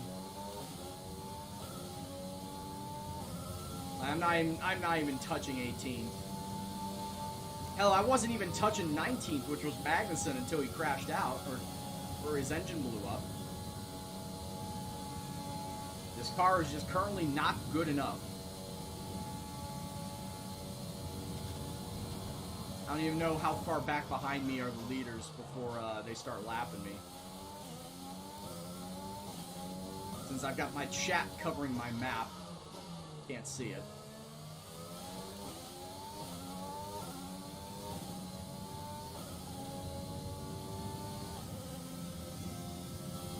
They gotta be... Okay, they're maybe not that far behind. They're like, what, about 30 seconds? There's 4 laps of fuel remaining. Yeah, they're probably about 25, 30 seconds behind me, so I'm in no danger of being lapped. Hey, what's going on, Wonder Kids? How you been? How excited are you for the new features that have been added into FM21? Like updated stats and updated interactions. I'm sure you are stoked over that.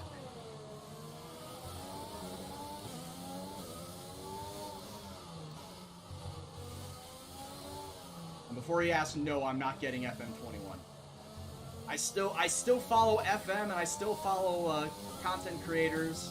You know, like Ben and Dupe and Dave and all them, and Jack, and Lelujo and Loki Doki and all of them. So I knew about that.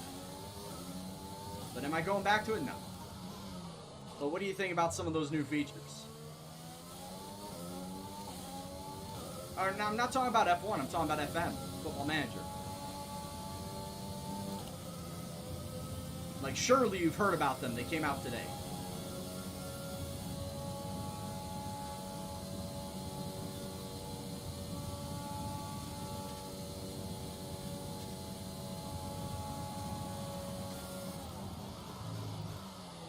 It's a very interesting lineup, given the situations they're in. So you're saying Ilop does not get a seat unless Kimi retires? I kind of agree with that. Now that I'm thinking about it, I kind of agree with that. Because you think Sergio gets a seat, he has to get a seat.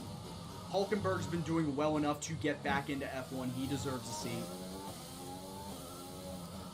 Mick is getting brought up no matter what.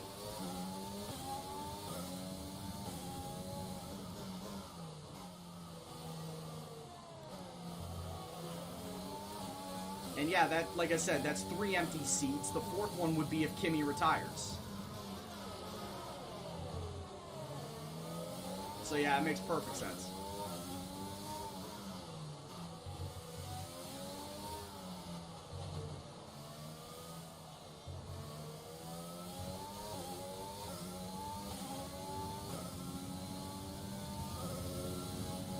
But yeah, as far as F1 additions are concerned, we were going over an Arava video that he just posted today about, potentials. Things that he and the chat wanted to see in the next game. And it mostly pertained to managerial mode stuff, like the My Team career stuff. He did post, however, something about, expanded storylines, like what we saw in 2019. And I honestly can say no. I do not want to see storylines return, like the F2 storyline that we had in 2019. I'd rather not see that return. I want them to put more time and effort into fleshing out, like My Team career, go more in depth into it. I want them to not half-ass 2 separate things. I want them to whole-ass one thing, which is expanding upon the My Team career.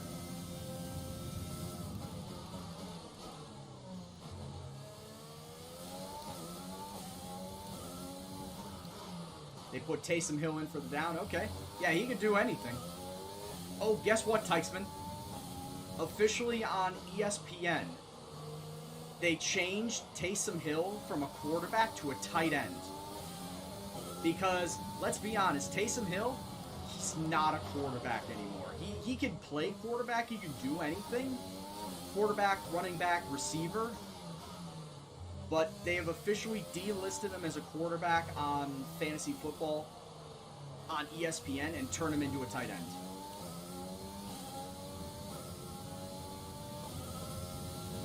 so that you can play him as a tight end, and he will rack up points for everything, and not waste a quarterback spot by trying to play Taysom Hill.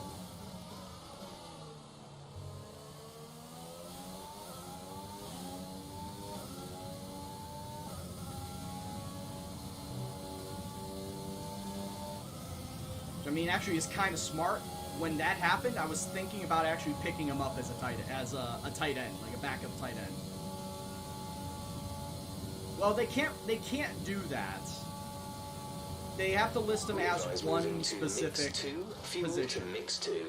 And of course, for the 3-4 years he's been in the NFL, he's been listed as a quarterback on fantasy for fantasy purposes, because that was his primary position. He was a quarterback.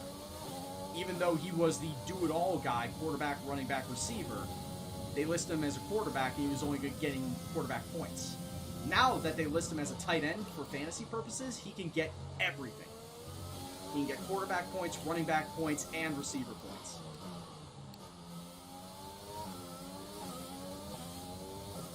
But he's almost not viable picking up in fantasy because he comes in so rarely.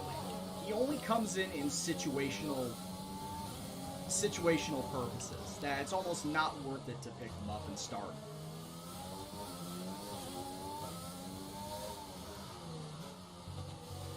What?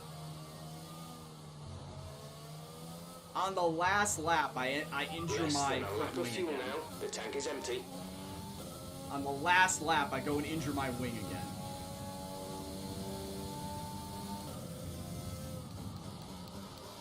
Well, a fullback is a type of running back.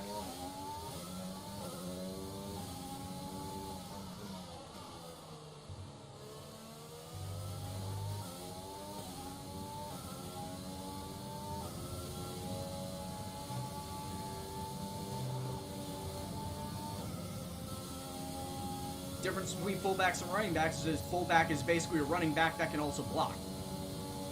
Or a running back whose primary purpose is to block. He's a running back, yes, but his primary purpose is to block. Kind of like a tight end.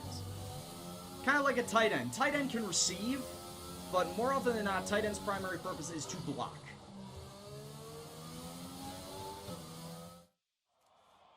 Well, we're not last.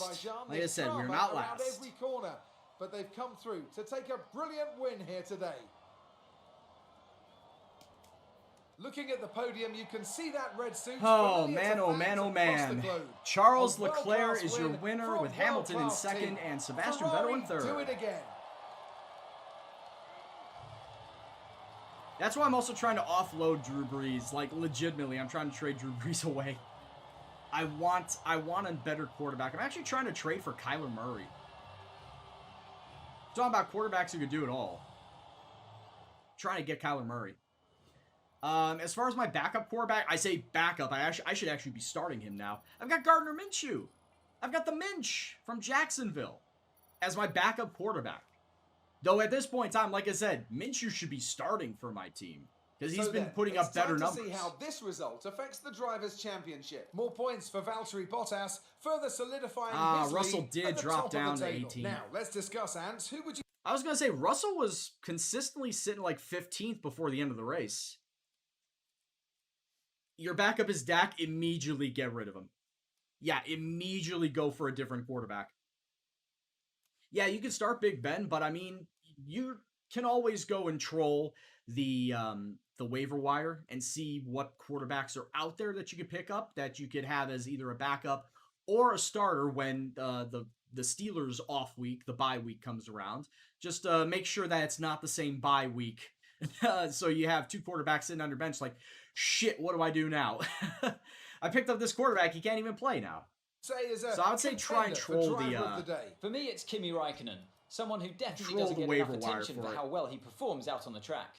Alright, so we've got, as we may mention before, Leclerc, Hamilton, and Vettel's your top three. Bottas and Perez finish out your top five. Stroll, Giovinazzi, Albon, Kimi, and Lando Norris are your top 10. Man, both Alfa Romeo drivers in the top 10. You love to see it, because you don't see it very often. both alphas in the top 10. Then you got Kvyat, Verstappen out of the points. Something had to have happened to him. Verstappen had to have clipped a wing or something that brought him into the pits. So he finishes in 12th. Ricardo 13th. Gasly 14th. Let's move on to the constructors. The lead at the top. Then you got Grosjean, Sainz, Ocon, Russell, myself, and Kevin Magnussen DNFing. Thank you, Magnussen, for sacrificing yourself so that I would not be last. I appreciate your sacrifice. I don't even think we need to go into constructors right now. We know what the constructors are going to be. It's going to be Mercedes, Ferrari, Red Bull. Nothing's going to change. Though, like I said, it was the wrong guy that crashed out because my rivalry is with Roman Grosjean. It was the wrong guy that crashed out.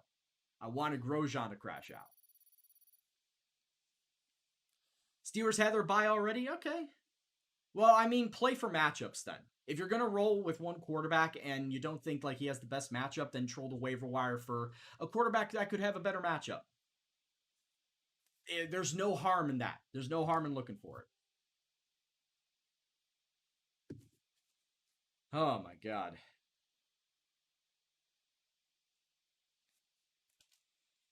Alrighty. Check a couple things. Nope, don't need to worry about that. Don't need to worry about that. But like I said, once again, it's not a last place. So we don't have to worry about it. We got the Canadian Grand Prix coming up. Actually, should have done that because I need to drop down to 80. So I always practice on 80. Once again, can't do anything R&D wise because of points. I mean, technically I can. I could do something for my durability, but let's be honest. I'm not building up the durability. I've said this already. I'm not building up my durability. If anything, that is going to be the last thing that I do. I'm building up chassis and aero. And actually, I can only build up 2 things with aero at a time. So I'm just going to get up enough resource points to unlock these 2 to go at the same time. And that should be about 2,600. So I'm not going to get those points after Canada. I may get them after France, but we'll have to wait and see. Oh shit, Deshaun Watson is available? Good God, I'd go after him. Dude, Deshaun Watson put up 30 points for me in my other league. Dude, get Deshaun. Either Deshaun or Gardner Minshew. Look at the matchups for those two, and I'd say either get Deshaun or Gardner Minshew. God, I'm surprised that Deshaun, because even though he's losing, he's throwing numbers up because he has to play. He has to throw those numbers up because he's playing from behind. Dude, I would absolutely pick up fucking Deshaun Watson. No hesitation from me. Like I said, he's been playing here. I'll pull this up.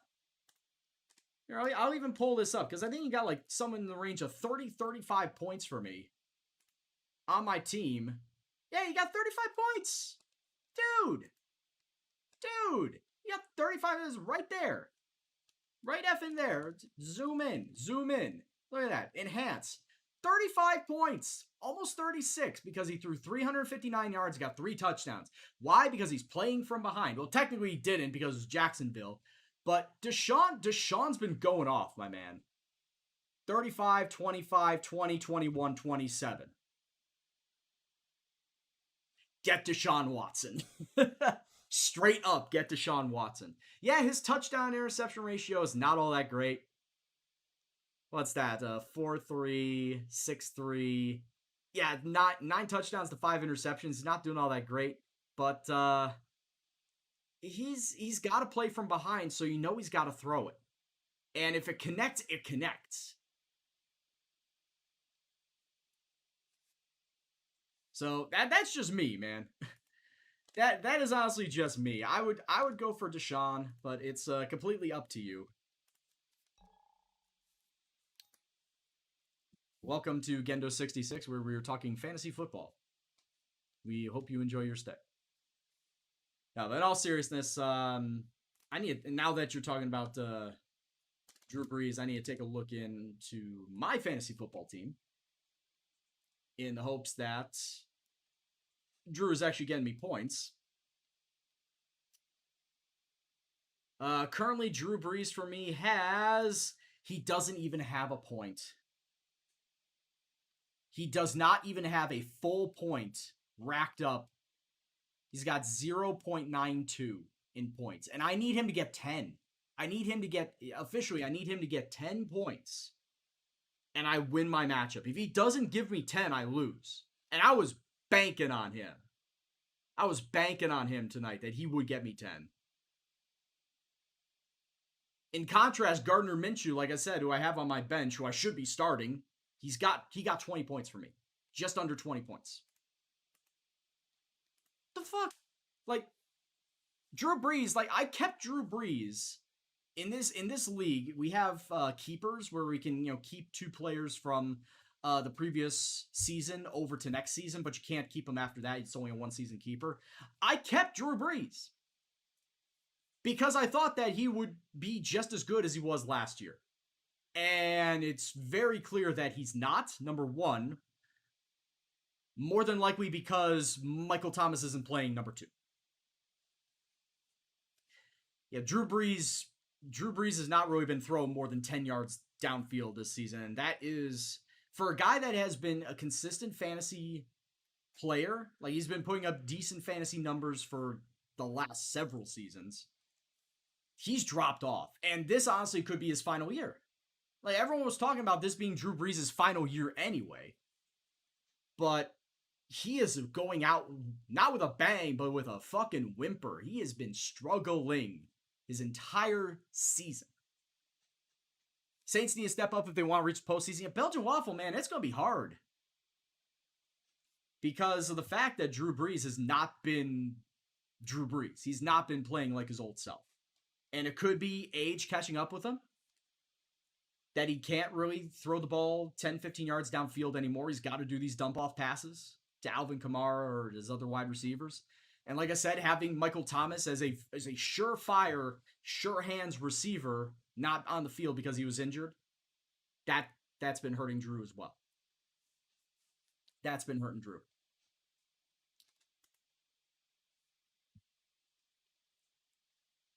So, Justin Herbert straight balling, dude. Tyrod Taylor getting his lung punctured was the best fucking thing for the Chargers because Justin Herbert has been breaking out. Yeah, he's been doing pretty damn stellar. I don't have him on my team. But Teichman, like I said, Teichman, if you want to go, apparently in Teichman's league, Justin Herbert is on the waiver wire. Justin Herbert, Deshaun Watson, Drew Brees, makes a lot of sense though. Gardner Minshew. All 4 of those quarterbacks on the waiver wire in Teichman's league. And I was like, get Deshaun Watson. Because Deshaun Watson's always going to play from behind. You know he's going to need to throw it. But if Justin Herbert's been balling out, Teichman, go pick him up. If he's balling out and he's going to continue to ball out, go pick him up. Kamara's been carrying this. Yeah, and the opponents know it, Belgium. The opponents know it. So they're cluing in on it, whether it's a run play or whether it's a pass play, which is probably going to be more of a swing out to Kamara. They know that they're going to target in on him. And they're going to take away all of the offense for the Saints. And all of the passing options for Drew Brees. Just effectively screws me over. I hate it. Yeah, that makes sense. I hate it. Pineapple, thank you very much for the follow, my man. Weather forecast, it's going to be a little bit of rain at the end of qualifying, but fortunately I'm in a Williams, so I don't have to worry about the rain. It is going to be sunny for the race, though. Thank you very much also for the follows, Mr. Belgian Waffle and Vasilopoulos. Hope you guys are enjoying yourself. Hope you guys are doing well. Hope you guys enjoy the stream. Thank you very much for stopping by. You don't watch football, but you watch football? Is that kind of how it is, Pineapple? You don't watch American football, but do you watch world football? I need to switch my engine back. I need to switch my engine back to my practice engine. Get these Packers out of here. Yeah, Teichman and I are, we're Chicago fans. We're Bears fans. So, yeah. You got something to say, bud? What are you going to do about it? You're probably going to beat the Bears. Let's be honest, you're probably going to beat the Bears twice this season. The Bears are lucky to be 4-1. I'm not even gonna front. The Bears are lucky as hell to be 4-1. They have no business being a 4-1 team.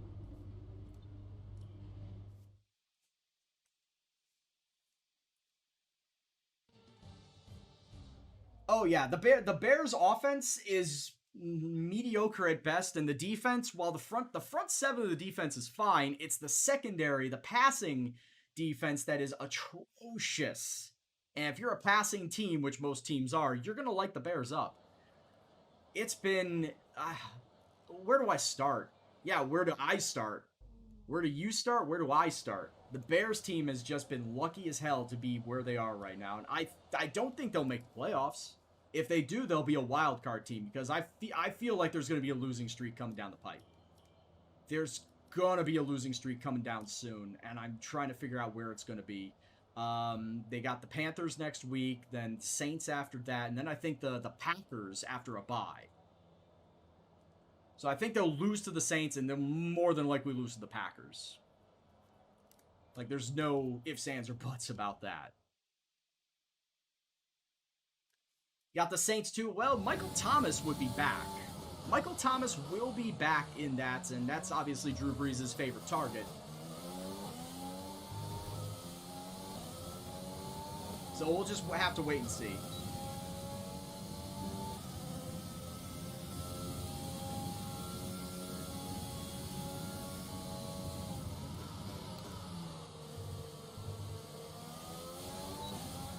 I'm not going to fault them for going after Khalil Mack. He was a good pickup. Mitch Trubisky, though, god-awful. God-awful quarterback, and honestly, I wanted Deshaun Watson. Draft night, I wanted Deshaun Watson. When I heard that the Bears were trading up, I thought for sure they were going to trade up to go after Deshaun Watson. And then I heard that name. With the second pick, the Bears select Mitchell Trubisky. And my heart just sank. Like, you had a national champion winning quarterback in college on the board. Who is this Mitchell Trubisky guy? Because I've never heard of him. And that's the legit truth. He was only a one-year starter in college. Never even heard of him.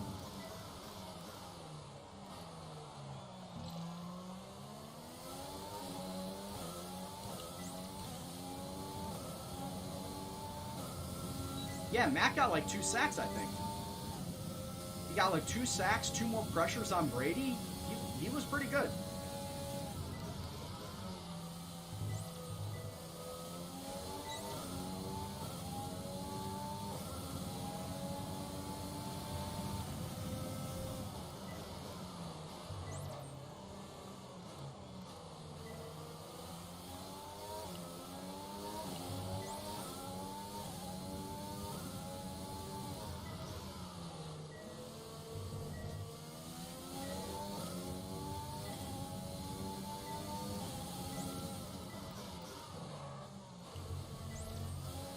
Ah, shit. Mac is good, but they put all their money into Mac for good reason.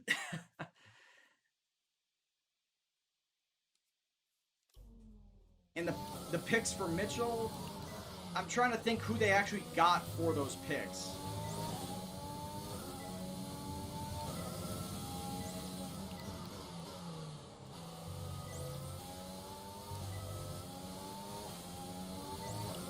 Because part of me wants to think they got someone decent out of it.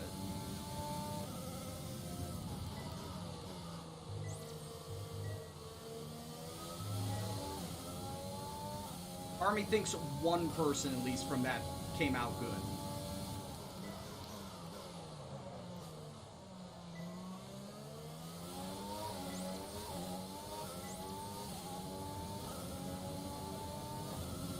Yeah, and that's also the thing. They traded up from 3rd pick to 2nd pick. They traded all those picks away to move up 1 spot just to go and get Mitch.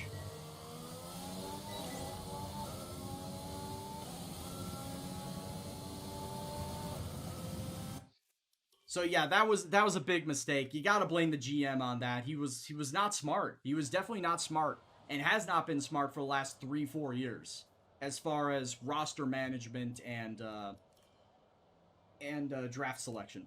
He has not been smart at all.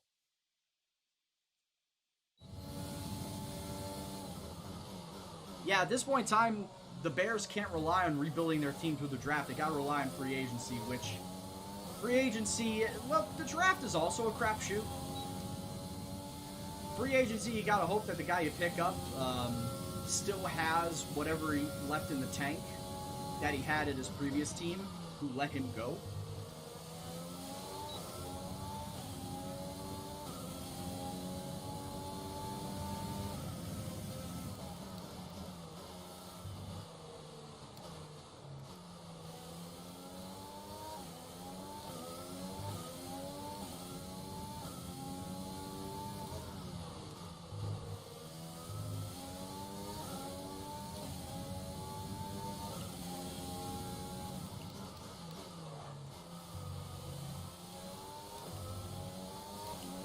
Oh!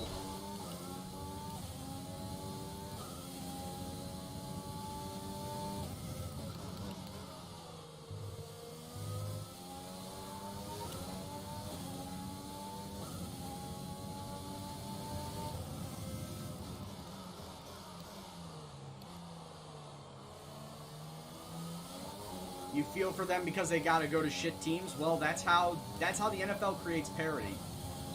And like I said, the draft thing is not a new concept. That started back in the 30s.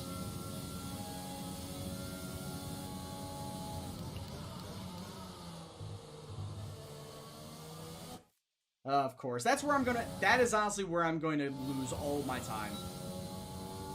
I'm going to be getting penalties here at this fucking corner.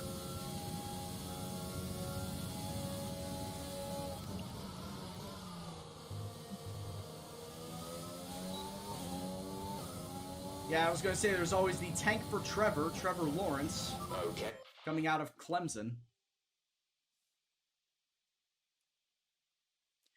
They don't get a lot of money. Well, they don't get as much money nowadays as they did back in the day. Like, you want to talk about rookies getting paid a boatload of money?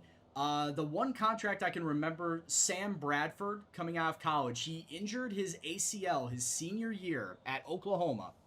That didn't stop the St. Louis Rams from picking him up #1 overall back in 2010, and they paid him $70 goddamn million back in 2010 as a rookie, that tore his ACL in his final year of college. They paid him $70 million contract. After that season was the first year where the NFL completely changed rookie contracts, where you cannot pay exorbitant amounts for rookies anymore. Like, it used to be where you couldn't give any rookie like over $1.5 million guaranteed money after drafting them. The number has gone up again. Like, I think it's now you can't give them more than $5 million guaranteed. But yeah, it was pretty fucking stupid how much money these rookies were getting, and many of them would turn out to be busts. Look at Jamarcus Russell. Vince Young, all these people that just either didn't have the ability to translate to the NFL level or ate themselves out of the league, in the case of like Lendale White, who was also not a number one, but a first-round draft pick. They got all of this money coming out of college and didn't really do anything. But they got their payday, and that was, like, after a while, the league and the owners came together and said, this has got to stop. You can't keep giving these big money contracts for players that will take up a major hit of your salary cap, and then, oh, hey, they go down injured. What do I do? Like, they tear their ACL in practice. Shit, what do I do now? I can't sign anybody. I got to go with the players that I've got. Not much, Ewan. We just came out of Baku. I finished 19th. Wait, they're back to doing that same shit?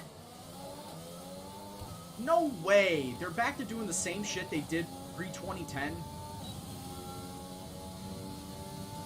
I thought they stopped doing that. I'm going to have to take a look and see when that started up again.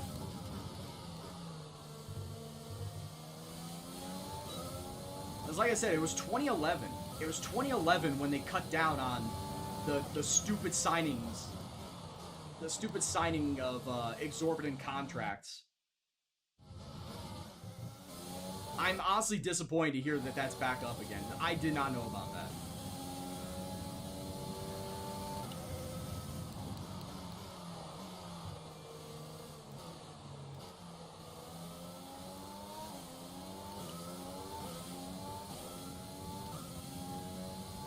Justin Herbert is fired. We were actually just talking about him. God damn it.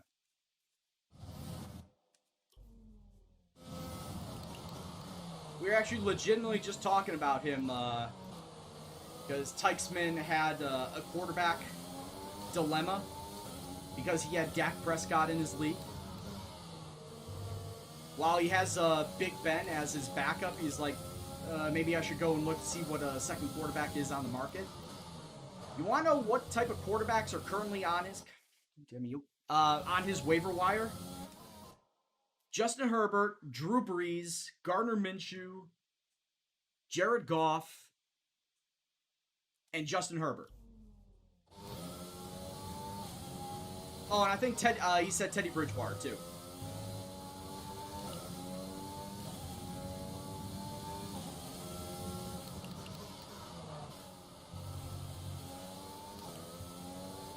So he's got like several quarterbacks that are good enough that he can immediately pick up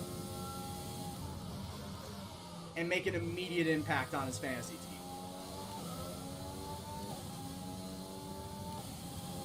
Oh, Kirk Cousins and Phillip Rivers too? Yeah, I'd stay away from those two.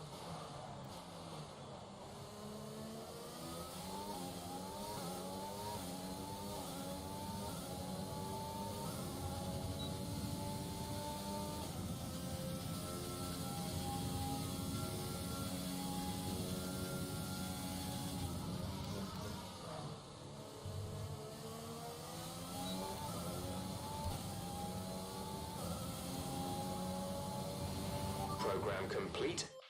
Breeze threw a pick, an interception, could be a pick six. Well, that's just great. Now I know I need to get rid of Drew Brees.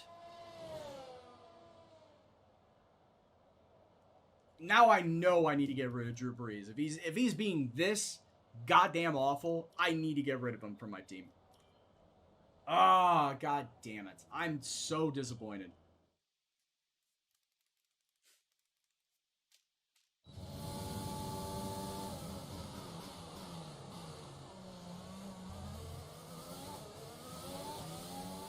Well, fortunately, I'll only get the interception points taken away from me. We don't have anything detailing pick sixes. That's just... That's garbage, man. That is so garbage. I'm going to lose my matchup because Drew Brees has lost his magic.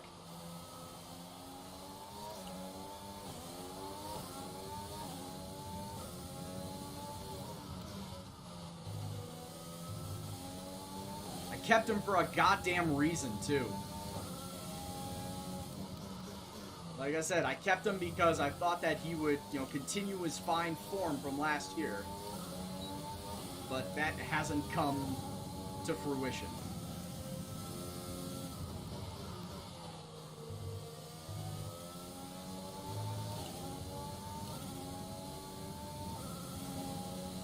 Like I said, I know what I'm going to do. I'm pretty much going to dump Drew Brees. I never thought I'd say that. Given that over the last several seasons, it's been Drew fucking Brees.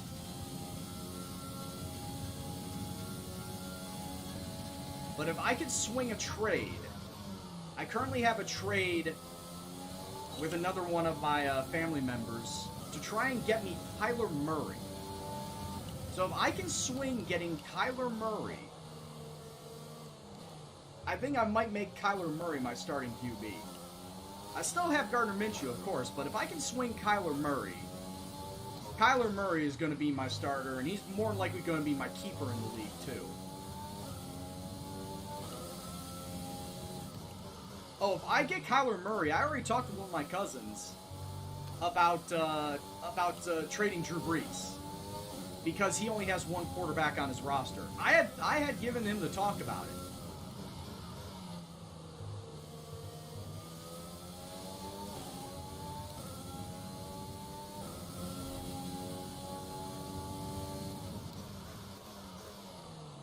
And if I remember correctly, I think the trade offer was Drew Brees for Melvin Gordon.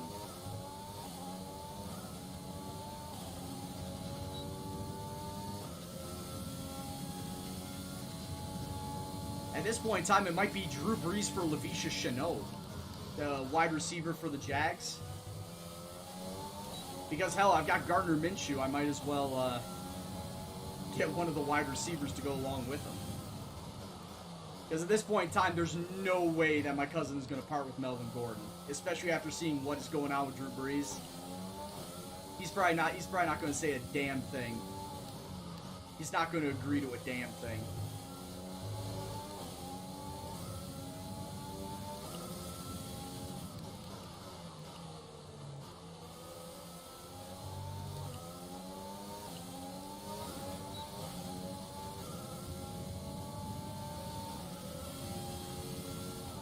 Well, like I said, if I get Kyler Murray, I am going to try and, get that trade done with Drew Brees to my other cousin.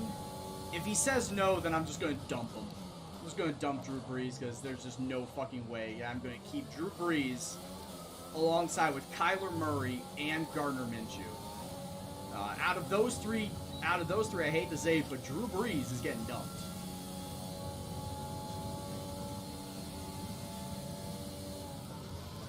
So like I said, this time last year, that would have been an impossible thing for me to say because of how amazing Drew Brees was in fantasy.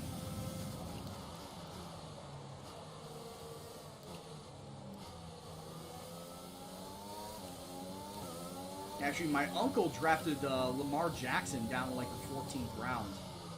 Obviously, he kept him from last season to this season, and we were all looking at him like, how the hell is Lamar Jackson last season out that long? Like, he stayed on the draft board until round 14 in my family league last season. And seeing what he did last season and now continuing this season, that was a damn good pick that my uncle had. A damn good late round pick.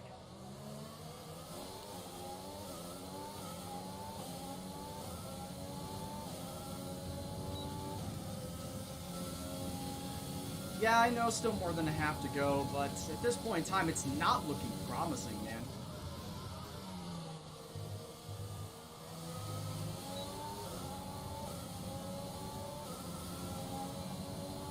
It's 20-3 Chargers, NASCAR.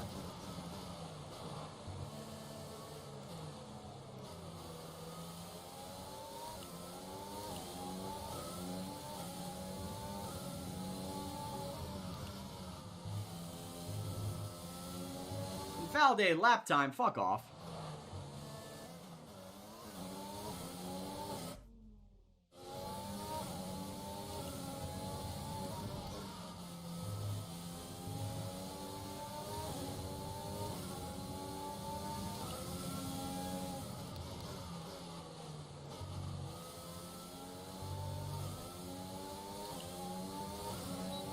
Nah, I don't think the Chargers are going to be that bad.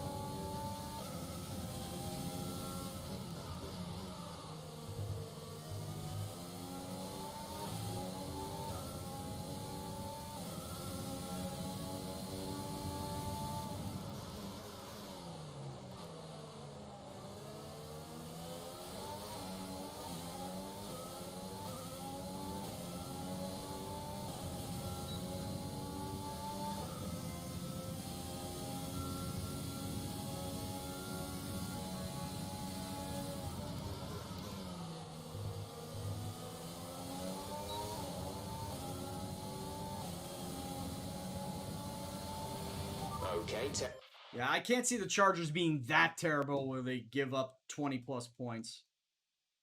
Just don't see it. All right, qualifying pace in this car, in this economy, we're not going to make qualifying pace. And then fuel management, kind of the same deal there. We're not going to make it, we're not going to reach the delta by saving fuel. I know that for a fact. So let's just get out of here. Get out of here.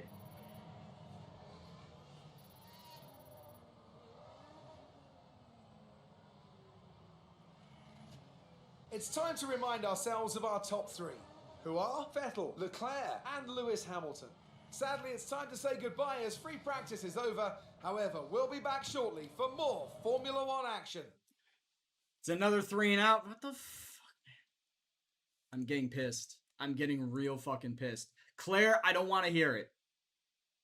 Hold on. I need to bust up my my fantasy football. Claire, I don't want to hear it. Drew Brees is now pulling negative points. Good day today. Let's have your take on it. Drew Brees is pulling negative points for me. How do you feel about this team's performance this season? Oh, Mercedes are going to win the whole fucking thing. Come on, Claire. Give me a better You left question. some body work out there on the track. I'm fine. Sounds like there's some work to do back at Nobody the likes Claire. My homies and I all hate Claire.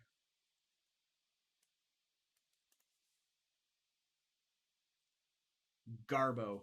The whole situation is garbage with the Saints. I'm surprised I haven't gotten a text from my cousin saying, or like laughing me off about the Drew Brees trade. I'm surprised I haven't gotten anything yet.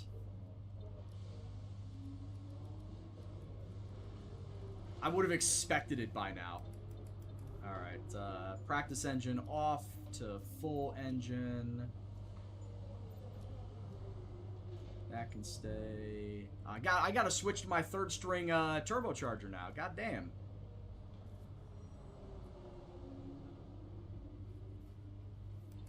Hey, whoever does her makeup, man, is spot on.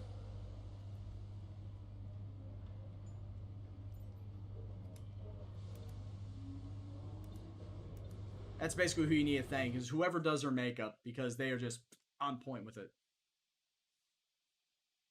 Jeff's the best crew chief ever. He tells you everything 3 times to make sure you heard it. Another almost 800 points. I'm going to hold on to those points. I'm not going to use them. Oh, hey, I'm a level 5 driver. Also, shouldn't I have gotten a contract update by now? I thought it was every, like, 7 to 8 races you get a contract update. I thought I would have gotten one by now. Unless it is halfway through the season, like it is for my team.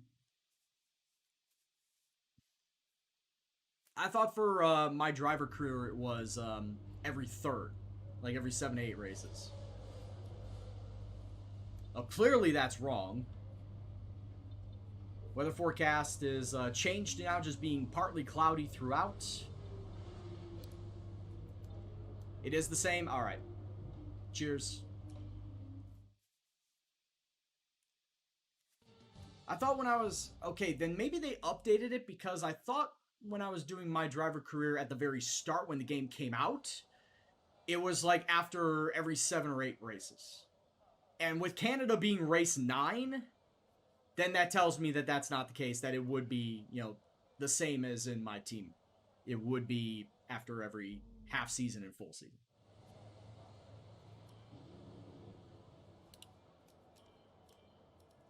Alright, let's get this Canadian setup going. Drop the fuel. Now, obviously, it's going to be the same as Baku. I'm going to lose all my time in the straights. Like, it does not even matter. I know I'm going to lose all my time in the straights. And that's where I'm going to drop positions. Well, Tykesman, that just means after tomorrow night's stream, I'll get my contract update.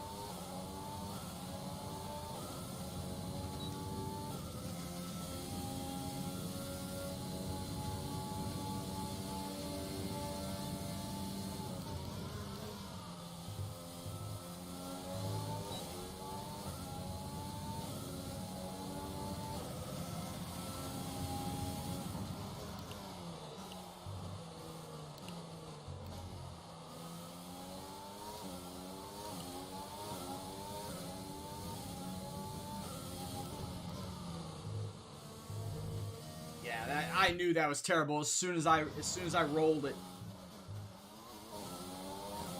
As soon as I rolled it, I knew it was terrible.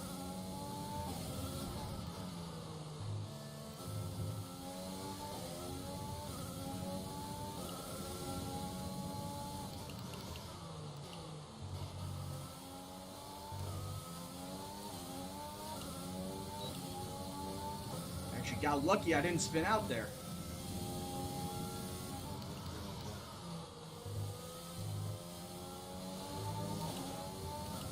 Kind of expecting it.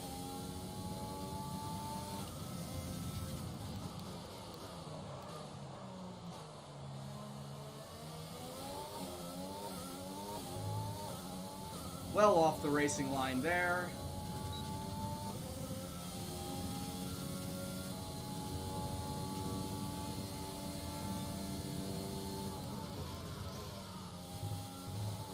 Yep, once again, I knew I cut the corner.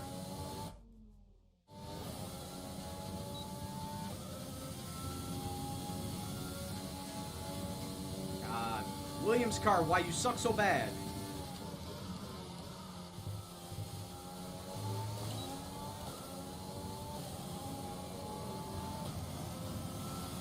God, I'm 2 seconds off the fucking pole, man. I'm 2 seconds off. Alright, what about everywhere else? Like, compared to everywhere else, where am I? Specific information or make certain changes to the car during a pit stop, you can tell me what you want over the radio. Garbage. Press and hold the radio button to activate the system, and you can either speak the command or select it manually from the radio screen that will appear on the multifunction display. I need to be a full While the radio is second active, faster. cycle through command groups with the MFD button. I need to be a full second faster if I want to make it a Q2. That's not happening in this car. Just saying that right now, it's not happening in this car. I don't know how I made it in Q2 at the Dutch Grand Prix.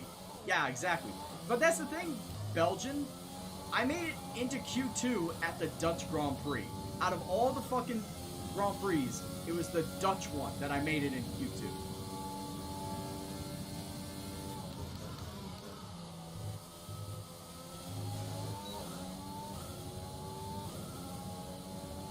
And I started 13th from there and finished 14th.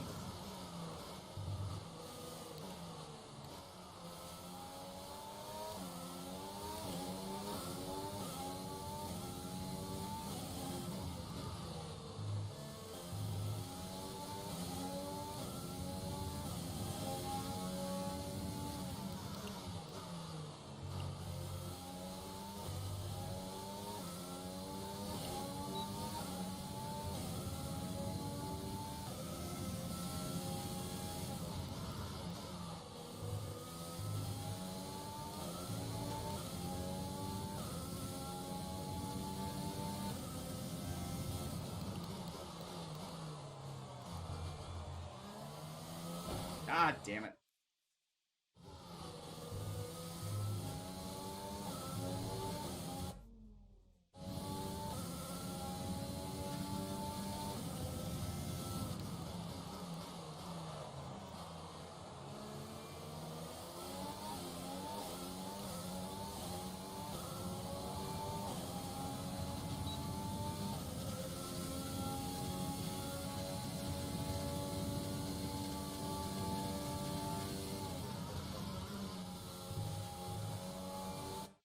Ah.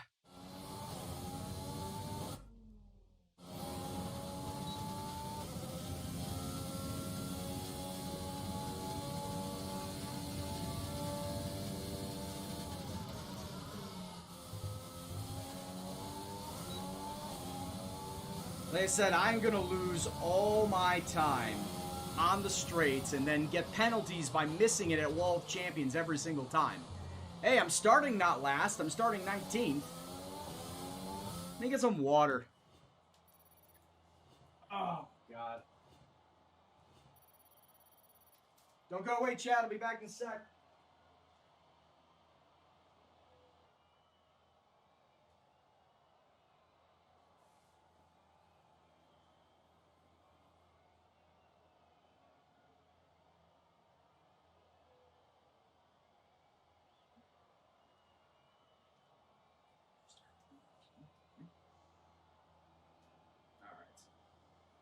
Alright, got my water. But like I said, I'm not starting last. That's something. Touchdown Sanders? Hell yeah. Alright, so I was able to beat George Russell. I'm starting ahead of him. Who didn't make it? Kvyat, Ocon, and Giovinazzi all did not make it.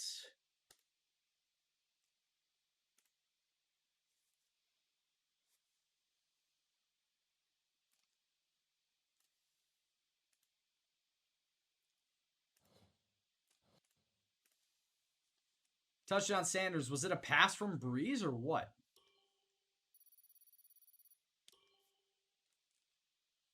Was it a run or was it a pass?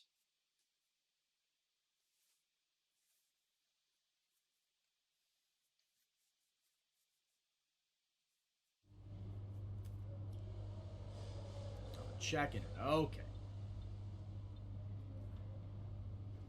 Was a pass from Breeze. Okay.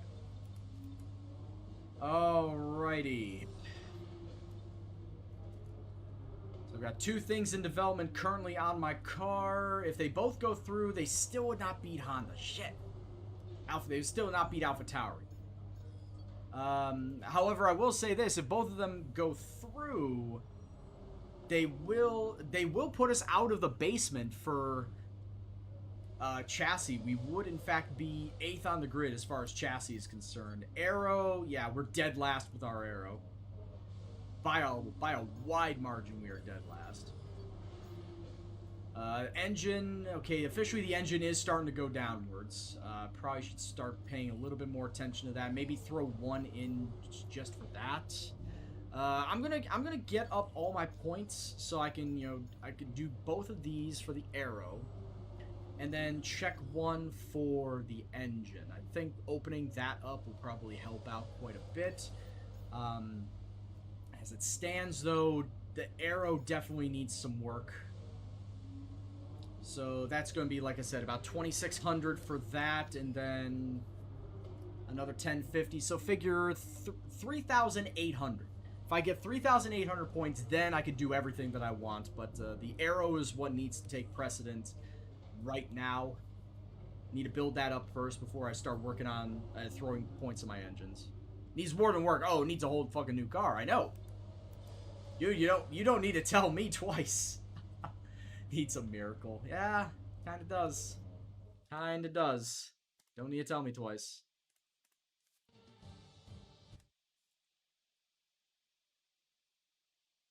Hello and welcome to the Ile Notre Dame once again for what promises to be another incredible Canadian Grand Prix at a fiercely competitive circuit, where pole position can often be decided by less than 1/10 of a second.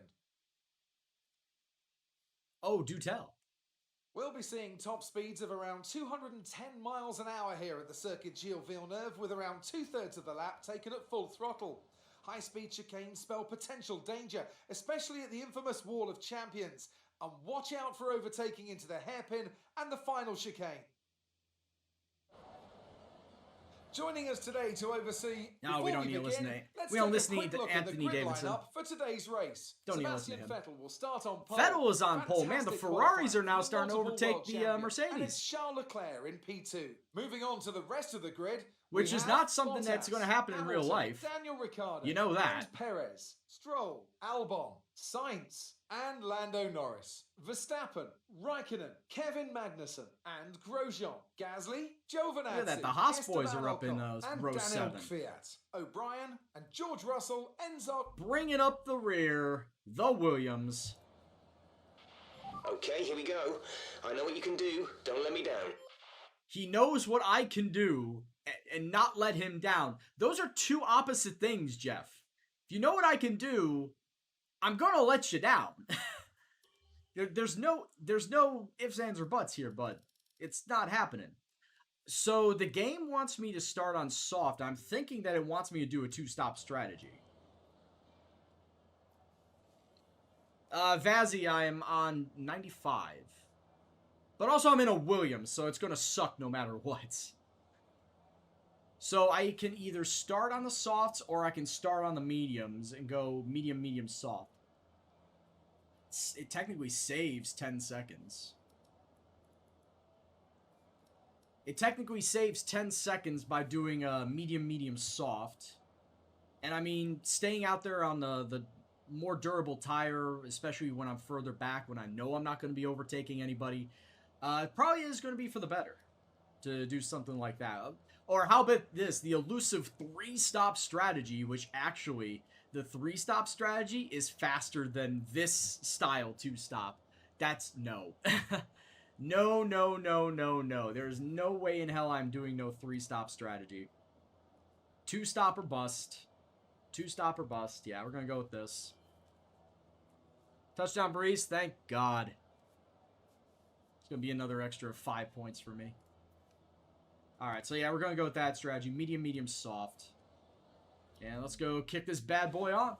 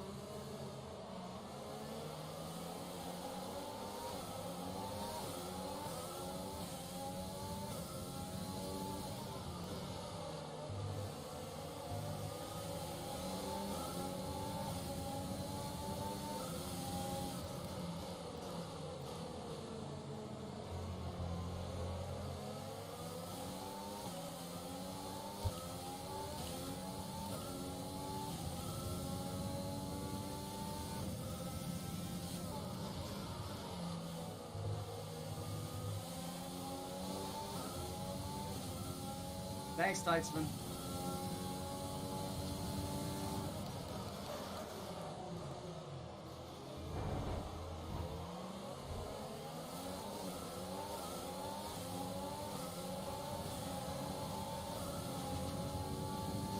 Well, I just buggered my own teammate.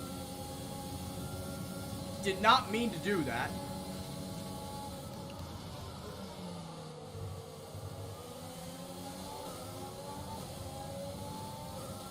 Legitimately did not mean to do that. Yeah, we're bringing back the Gendo bomb.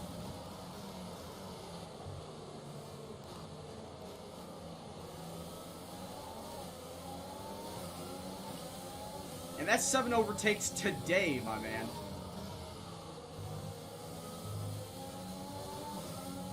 Before today, I think I only had 2 or 3.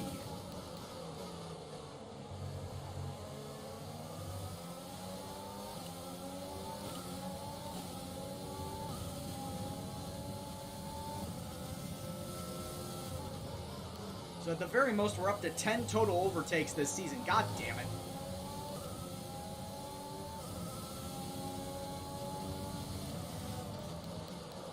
Why is it there of all spots that I'm getting the time penalty?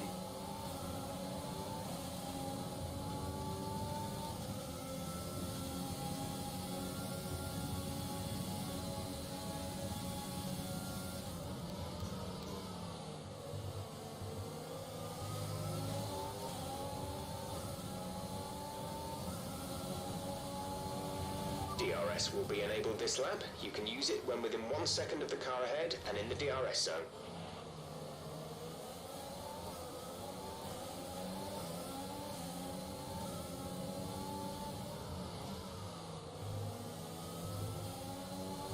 I think George was trying to kill me.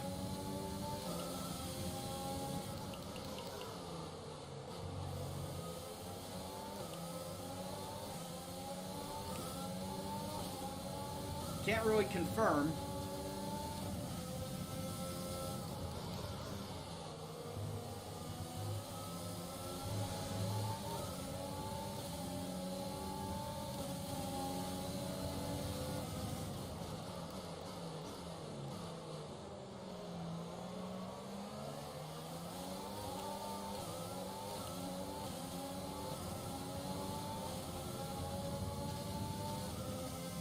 What? How did I not get DRS? I was within a second of Russell.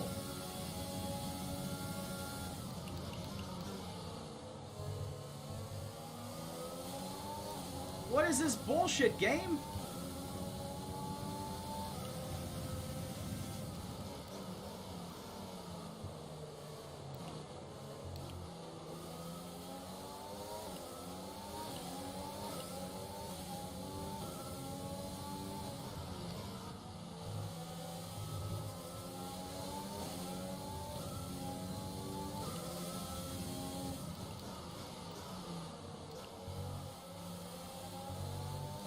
Okay, that's fine.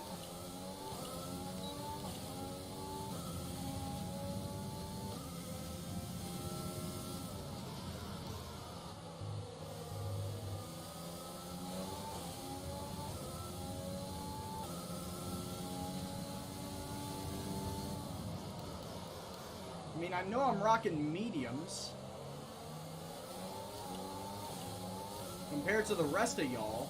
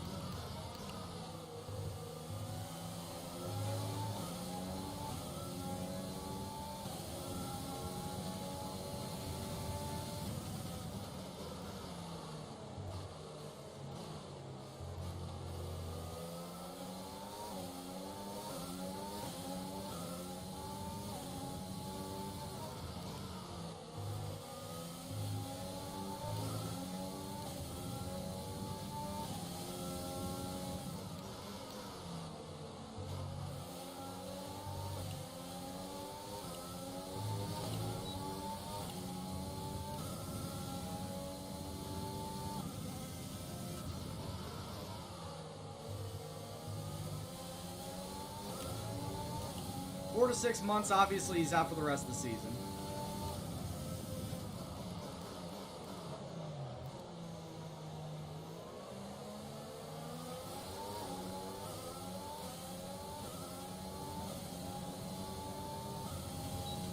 Fucking flat spotting my tires because everybody is fucking slowing down in the middle of the hairpin.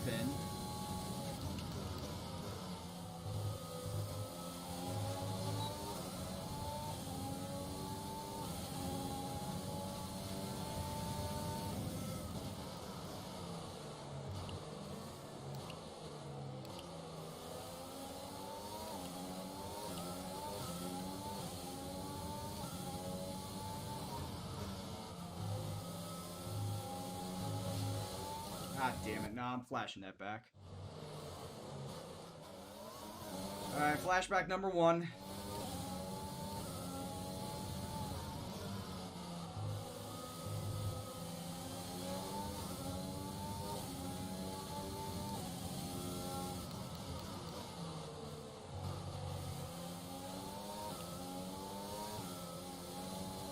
Come on.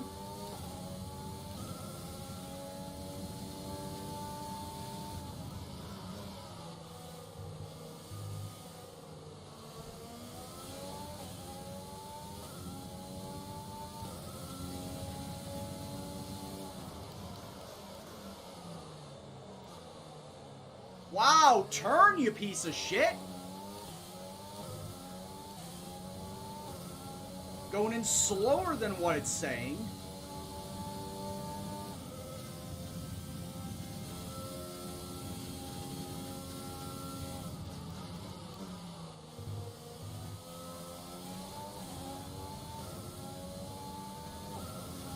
And I need to come in lap 13.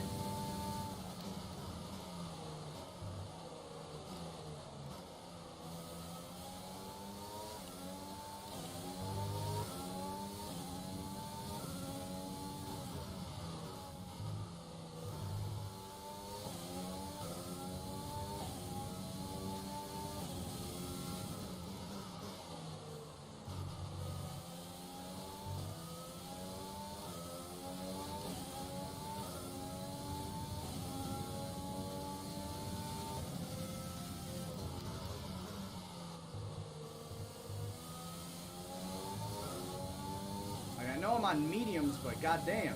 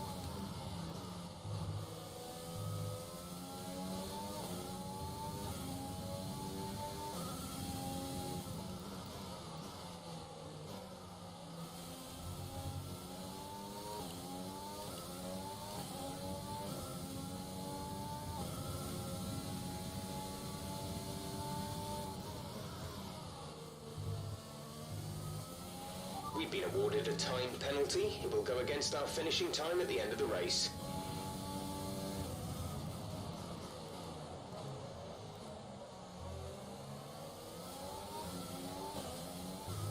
Yeah, when I'm driving a boat like this, it was inevitable.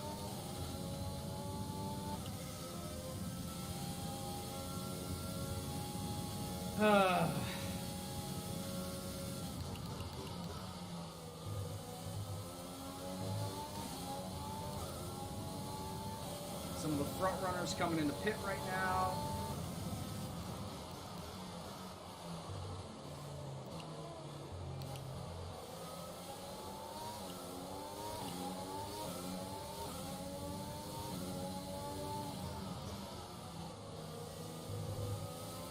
Okay, clear.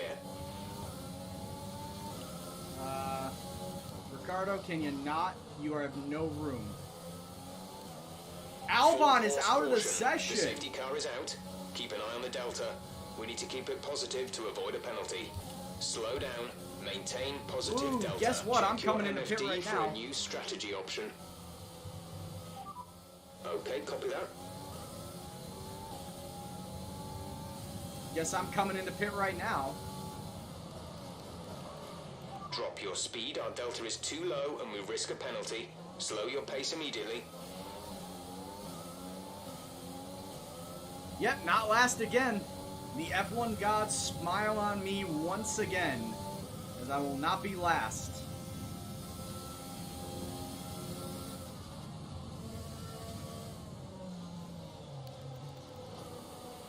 George is in the pits. George in the pits. George is in the pits. No shit, I gotta come in the pits too.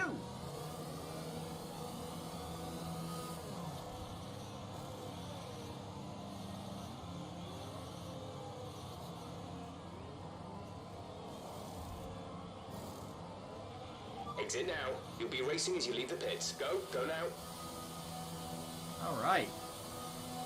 Coming out 17. Only one stop to go. One stop left in this strategy.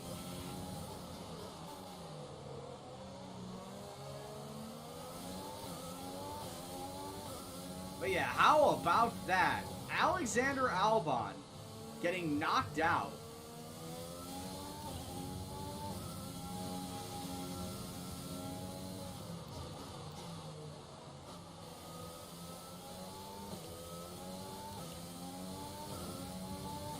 We've seen a Mercedes get knocked out. We've seen Ferraris get knocked out. I think we saw Max get knocked out early this season. And now Albon gets it. All the while, the plucky little Williams car has yet to DNF.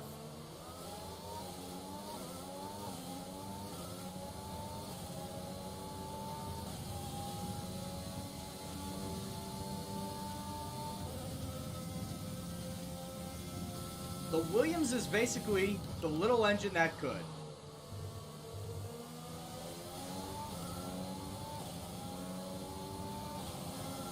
Trying so hard.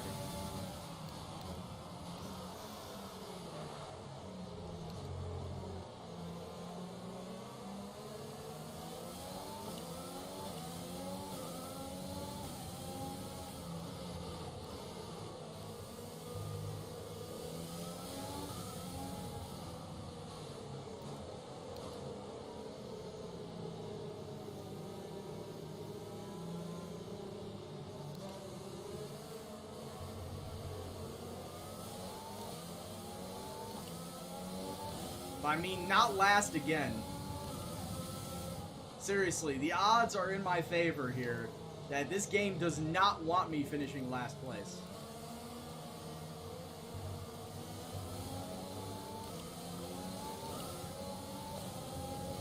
Okay, let's get ready to go racing again. The safety car is in this lap. When the field accelerates, remember, there is no overtaking until the green flags. Safety car in this lap.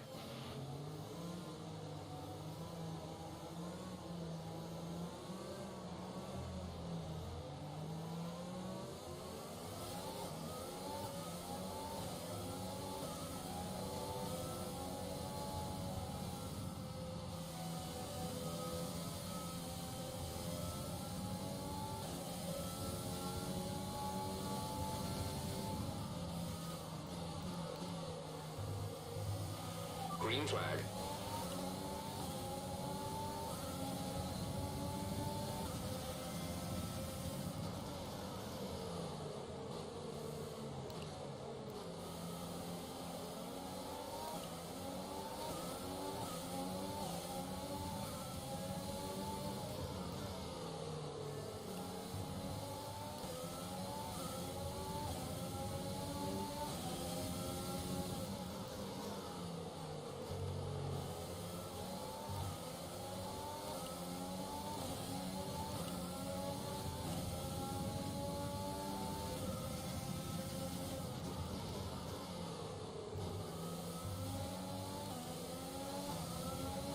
Man, Magnuson is all over the back of me.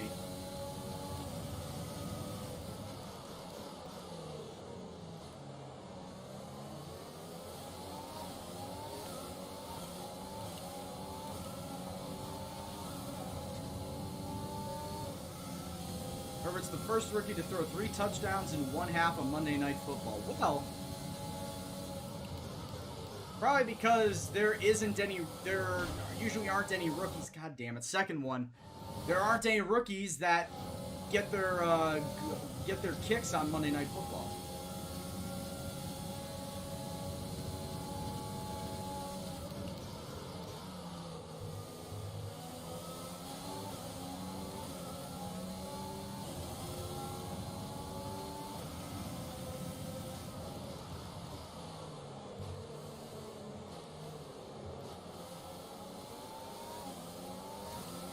Then again, the Saints' defense is proving to be very awful.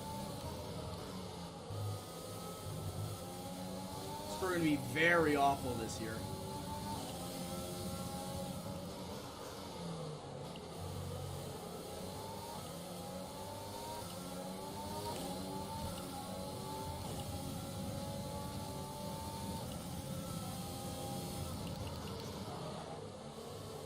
Yeah, I'm gonna cut that.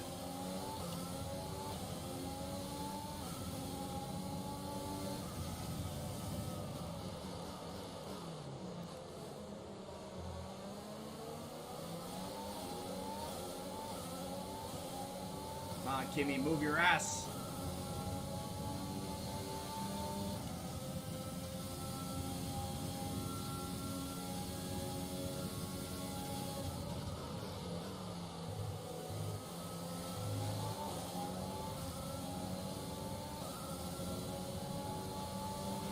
Okay, the stewards have now enabled DRS. DRS is now online.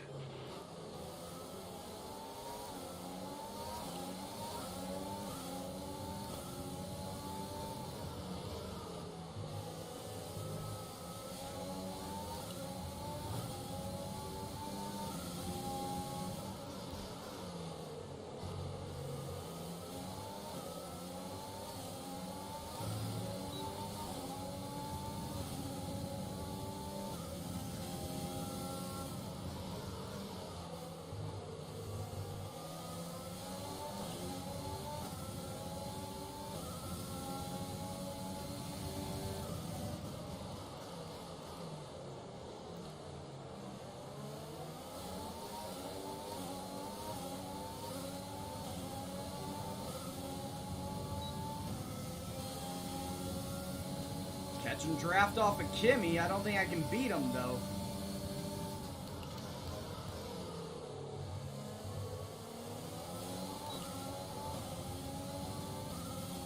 Sadly, I couldn't.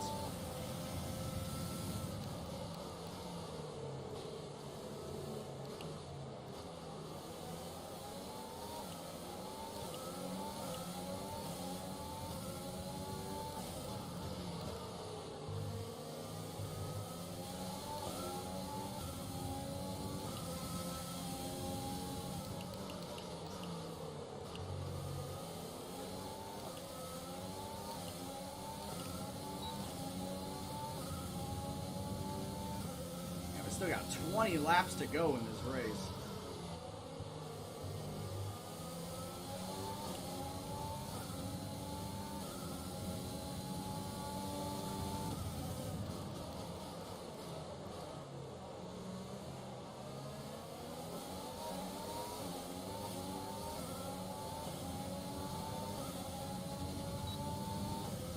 Want to just punt Kimmy out of the way, for fuck's sake, man.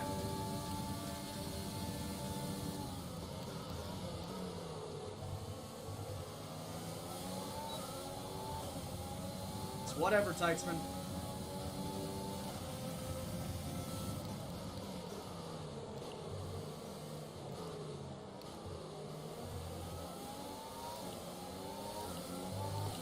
.95 supercharged.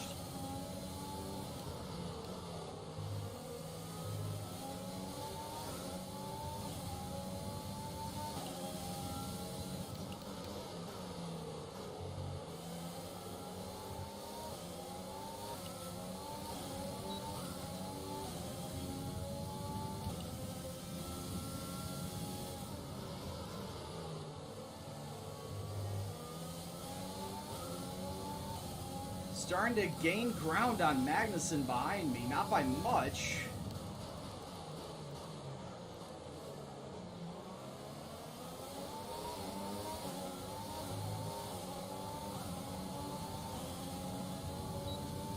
First I want to gain ground on is in front of me. I want to beat Raikkonen at one point.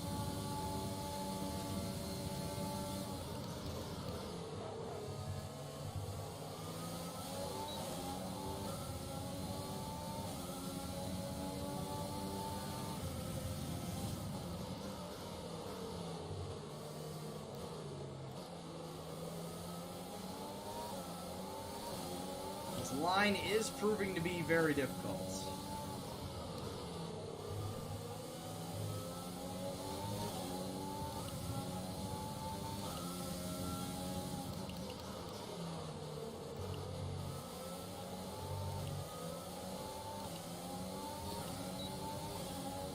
At least I'm staying within DRS range, though.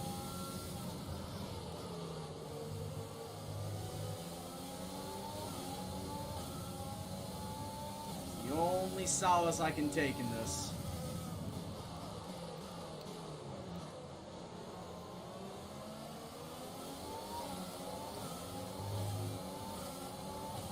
But yeah, Supercharged, this is also season 1 in a Williams career, so I'm not expected to be good.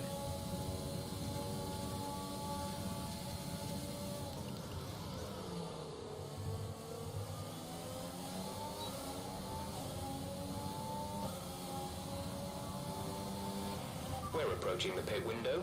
You'll be on the mediums.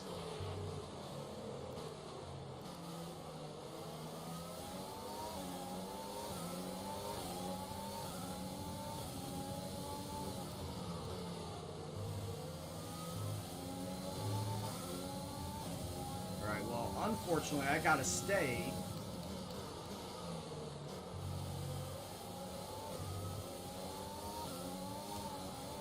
Ah, damn it.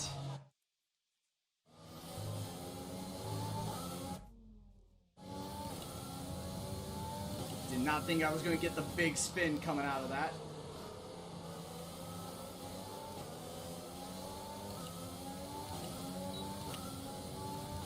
Alright, that was my third and final one. 17 laps to go. It's not really when I wanted to fucking use my last flashback.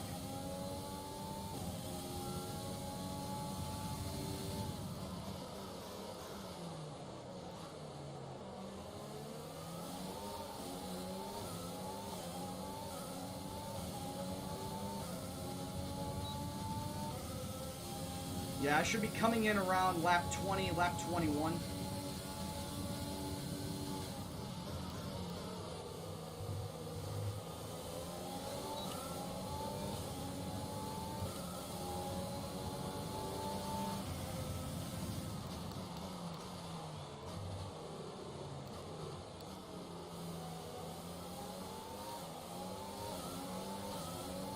I don't know where George is, so I've got to hope that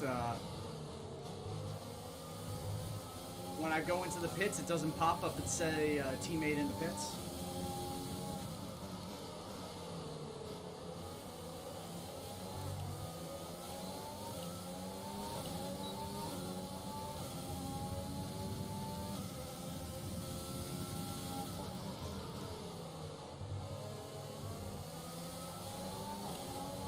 That was just making me very sad.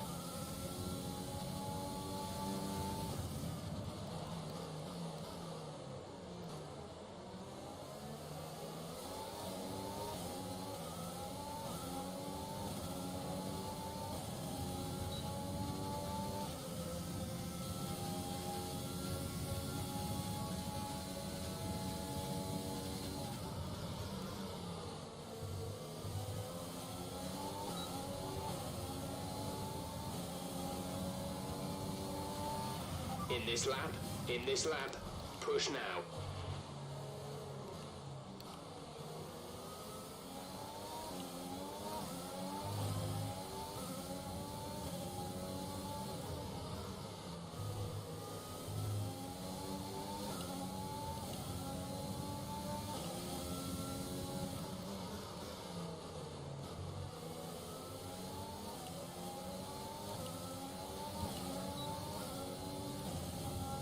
Father, don't leave me! Be careful, we think you're going to start losing some tire grip around now. Already have, buddy. I can feel it. I can see it.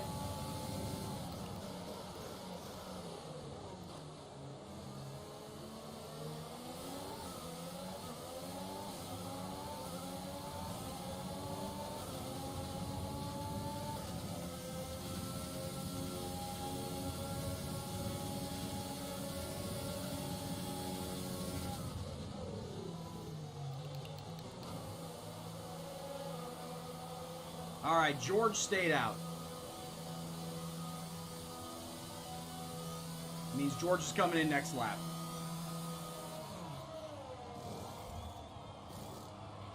Exit now.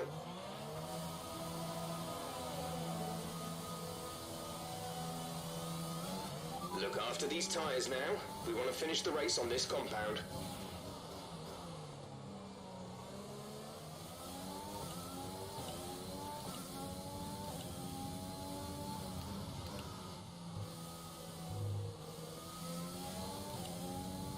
I'm seeing Drew Brees on 8.3 points.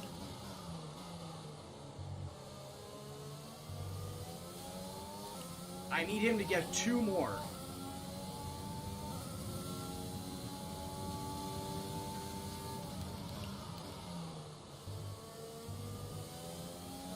And looking at it, 2 and a bit. I need him to get 2 and a bit more. And I have won the matchup for this week. Oh my god. Once again, going very slow and not turning.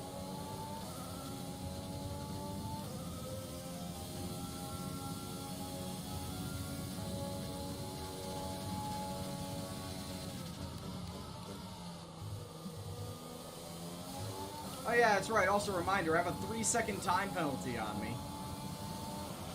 We pretty much burned off our excess fuel. We'll be back on target soon. Don't wait too long to turn the engine down. Which pretty much means I will be put back into 19th. As it stands right now.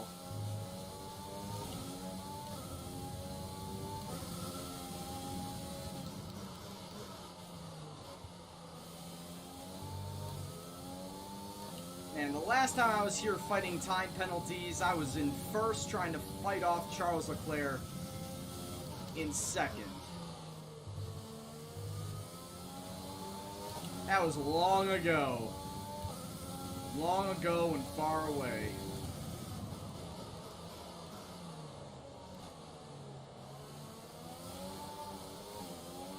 George is coming in for his stop.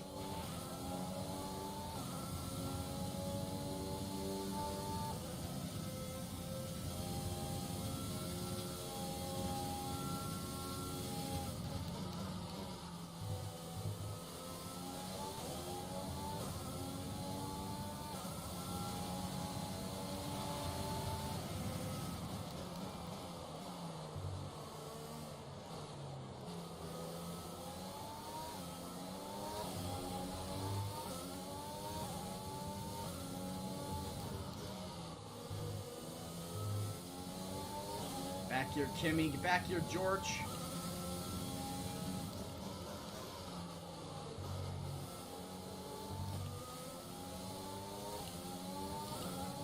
I want DRS, damn it.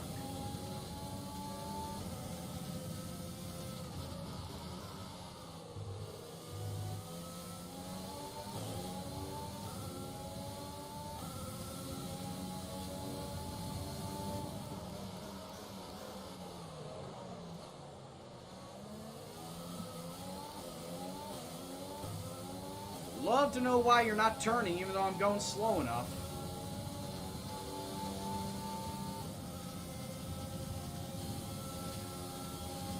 really starting to piss me off, game.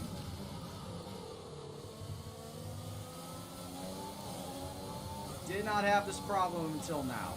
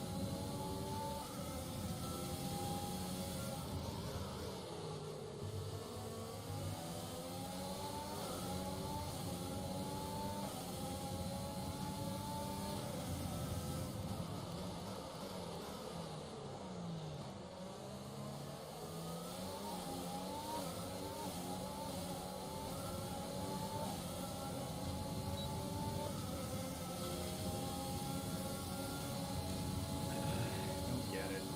Do not get it.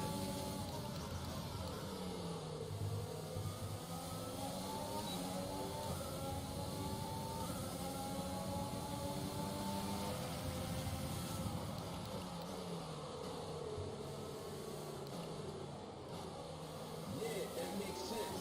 Even with DRS, I'm still not beating Magnussen. Jay Lelouch, thank you very much for the follow, sir. Hope you're doing well. Hope you enjoy the stream.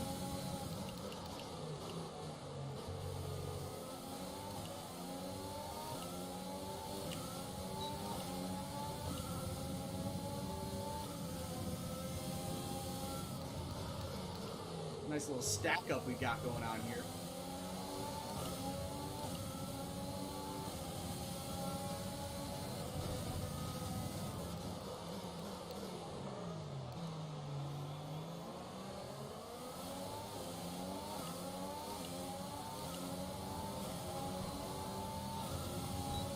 Not much. Mini, how you been?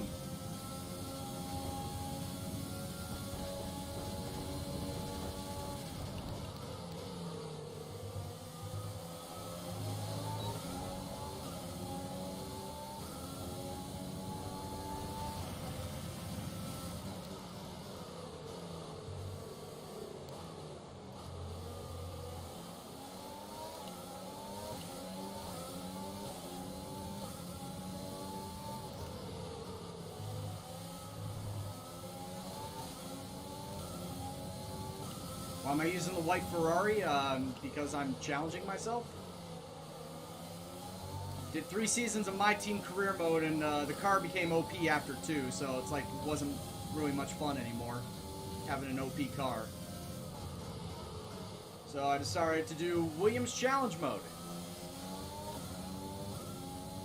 Trying to build this piece of junk from non-aerodynamic crap into, hopefully, best car in the world one day. It was my teammate, Russell. I mean, I'm slow enough as it is. I didn't want Williams to be full of 2 slow teammates. George is, I think, like 14th or 15th right now.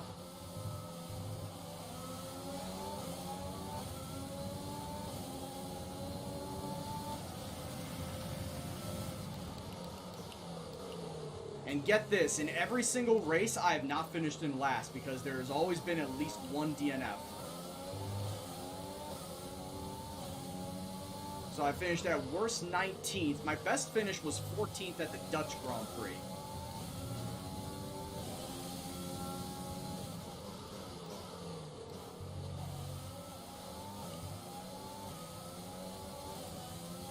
Here I gotta deal with a 3-second time penalty, so even if I get in front of these guys, I need to be 3 seconds clear of them. Caution. Caution. Caution. Yellow flags ahead.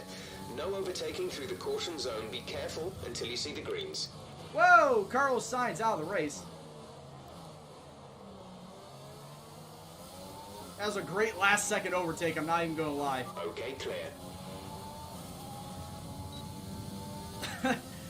That was a great ass last second overtake. Oh, on my team career is Alexander Albon. I basically You've been fleeced, and now it's a awarded a 6-second time penalty penalty. for that last incident. But I fleeced Red Bull for Alexander after the first season. Like, his contract was, I believe, $6 million. It got raised up to 6.1, and Red Bull said, you could have him. So I've had Albon ever since. And we won the Constructors' title in Season 2 and 3, and Albon won the Drivers' title in Season 3. I was second both times.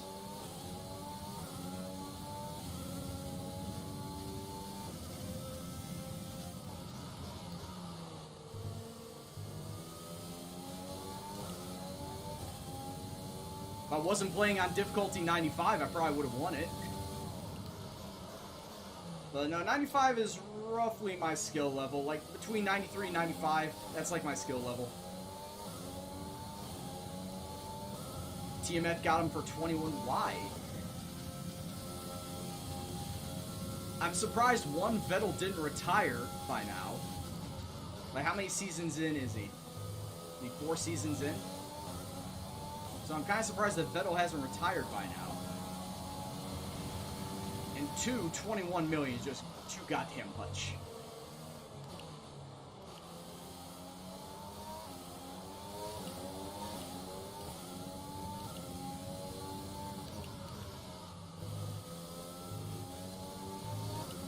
Oh, I'm not saying that he ever was. I'm just saying that's too goddamn much. But I mean, if you're raking in the money, you might as well try and go for the big boys.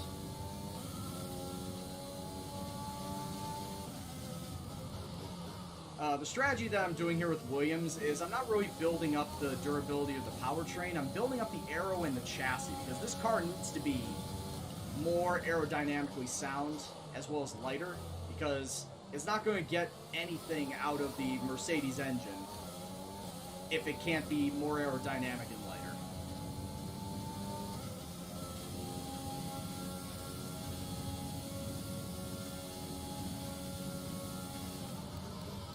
Okay, so he bought it middle of Season 2. That means he didn't really spend his money on much anything else.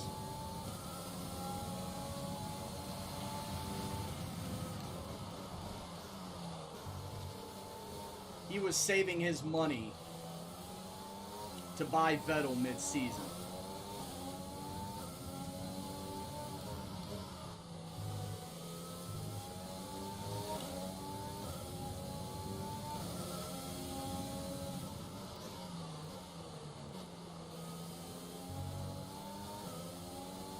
I'm popping in and out of his series. I've not watched it all the way through, but I'm not too concerned about spoilers.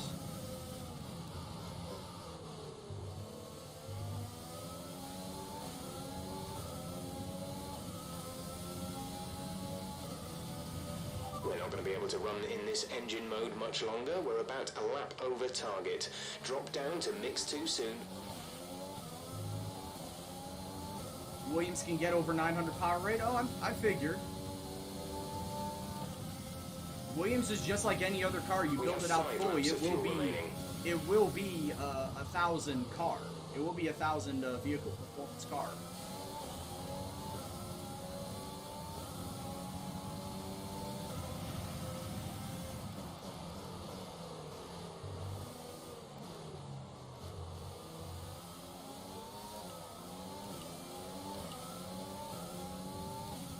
Now that I've got a 6-second time penalty levied against me, I might as well just bite the bullet and say, I'm finishing in 18. I'll show you exactly what my car layout is after this race.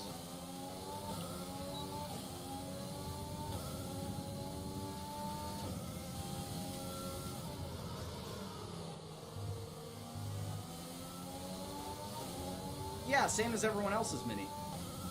I think it's just different levels of between 900 and 1,000 that everyone can reasonably hit or physically hit as a maximum.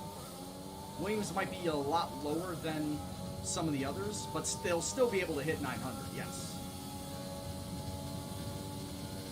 like I said, I already know what my setup is going to be. It's working on aero and chassis. I'm not touching durability at all for the first season, maybe even for the first 2 seasons.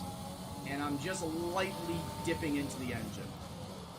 'Cause like I said, the engine, while it's good to continuously power it up, if I'm not really getting good enough drag reduction and weight reduction, then it's not really going to matter. Now, it's kind of what it is in real life. They have a Mercedes engine, but their car is such a boxy boat that it does not even matter that they have a fucking Mercedes engine. They just can't get the performance out of it.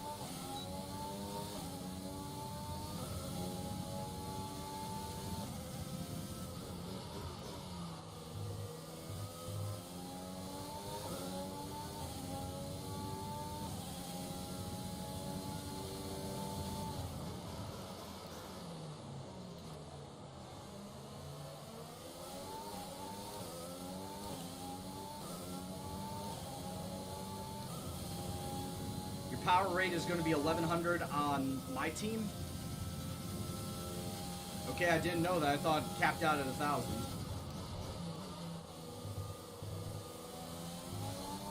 I've almost fully maxed out everything on my team.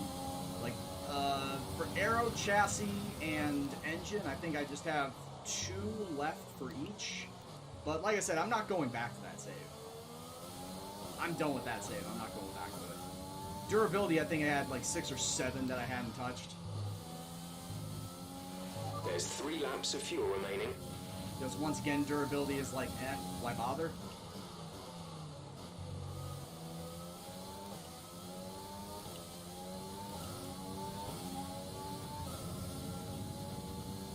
Oh no, don't worry about it, Minnie. It's cool. Nice having a little dialogue. It's information that either I knew in part or didn't know at all. So it does help me out. We're accumulating some wear on the MGUK. To manage this, No we need shit. to lower our ERS deployment mode.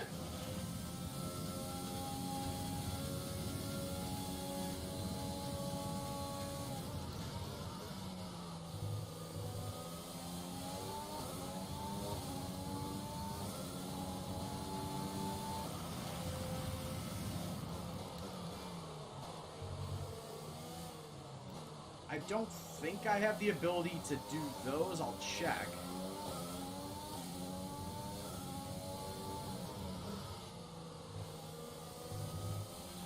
Right, we have a very worn-out MGUK. Our battery charge speed is suffering, and if it gets much worse, we could be forced to retire.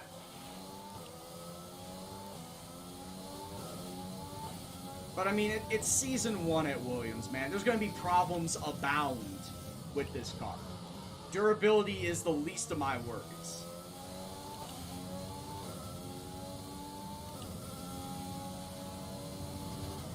Because durability is the one thing that's going to be constant.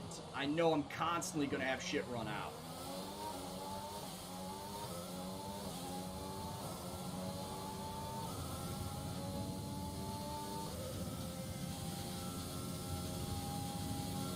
Yeah, but at the end of the day, it might just give me like 1 extra position, so okay, I finished 18th instead of 19th.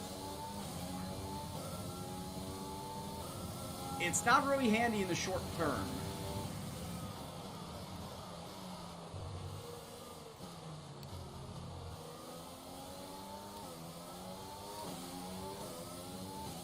Because as far as the short-term results go, that's why I'm building up the chassis and the aero. With a little bit of help in the engine. Not as much, but it's more chassis aero. Just so I can build everything up in the short term. And then work on the long-term durability. Yeah, joke.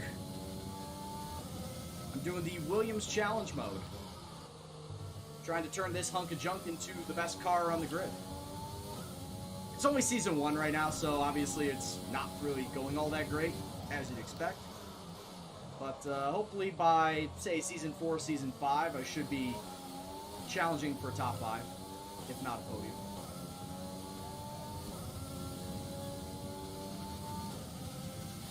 Like each season is going to be different. This season, by the end of this season, I want to be challenging for top 15. By the end of next season, I would love to be challenging for, you know, top of the mid-pack. So like That's the end of the race. We'll see you 12th, in 11th, Parc 10th even, if I can get points out of it.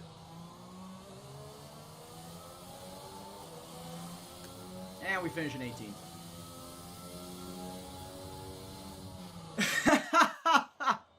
So, another Well, excellent joke, we win shall from see. Ferrari. Like I said, we got 10 seasons to do it because it's 10 Anthony seasons Davidson, maximum what helped them for all deliver career this modes. result, do you think? It was I'm a hoping question that I of can right get it place, done right in time like today. 6. We were looking at Like an I'm targeting entirely 6 different race before the seasons safety to car get this came done. out, but they were able to take full advantage. Whether or not after it the field works, had been bunched we'll have up. to just wait and see.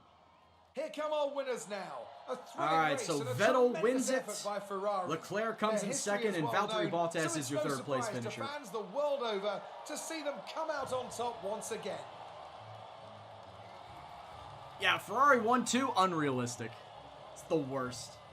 This game is just, it doesn't take to real life at all.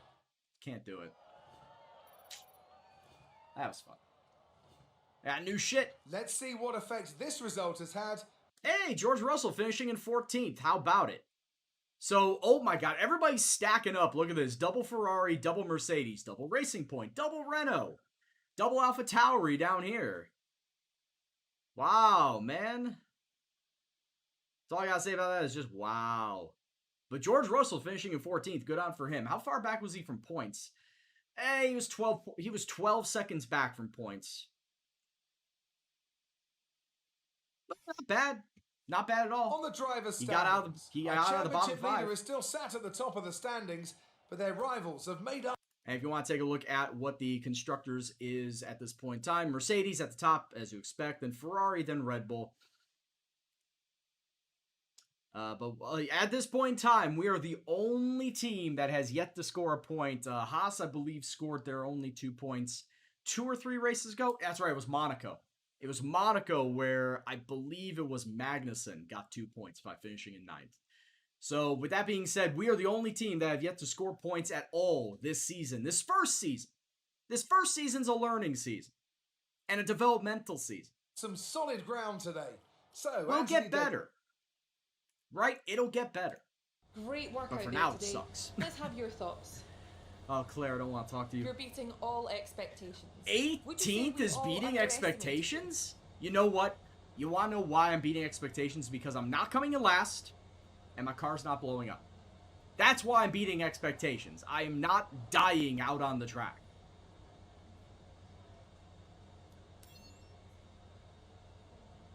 Do you think this team are performing as well as they could do? No. They could be doing a lot better. Great. Well, that's everything. Do you think Alfa Romeo is doing well? No. Not virtually or real life. But at least they can look forward to getting Mick Schumacher next year. Yeah, we're going to lose this rivalry with Roman. There's nothing else I could do about it. There really isn't anything I could do about it. It was either Roman Grosjean or Kevin Magnussen. Those were the two that I could only choose as a rivalry.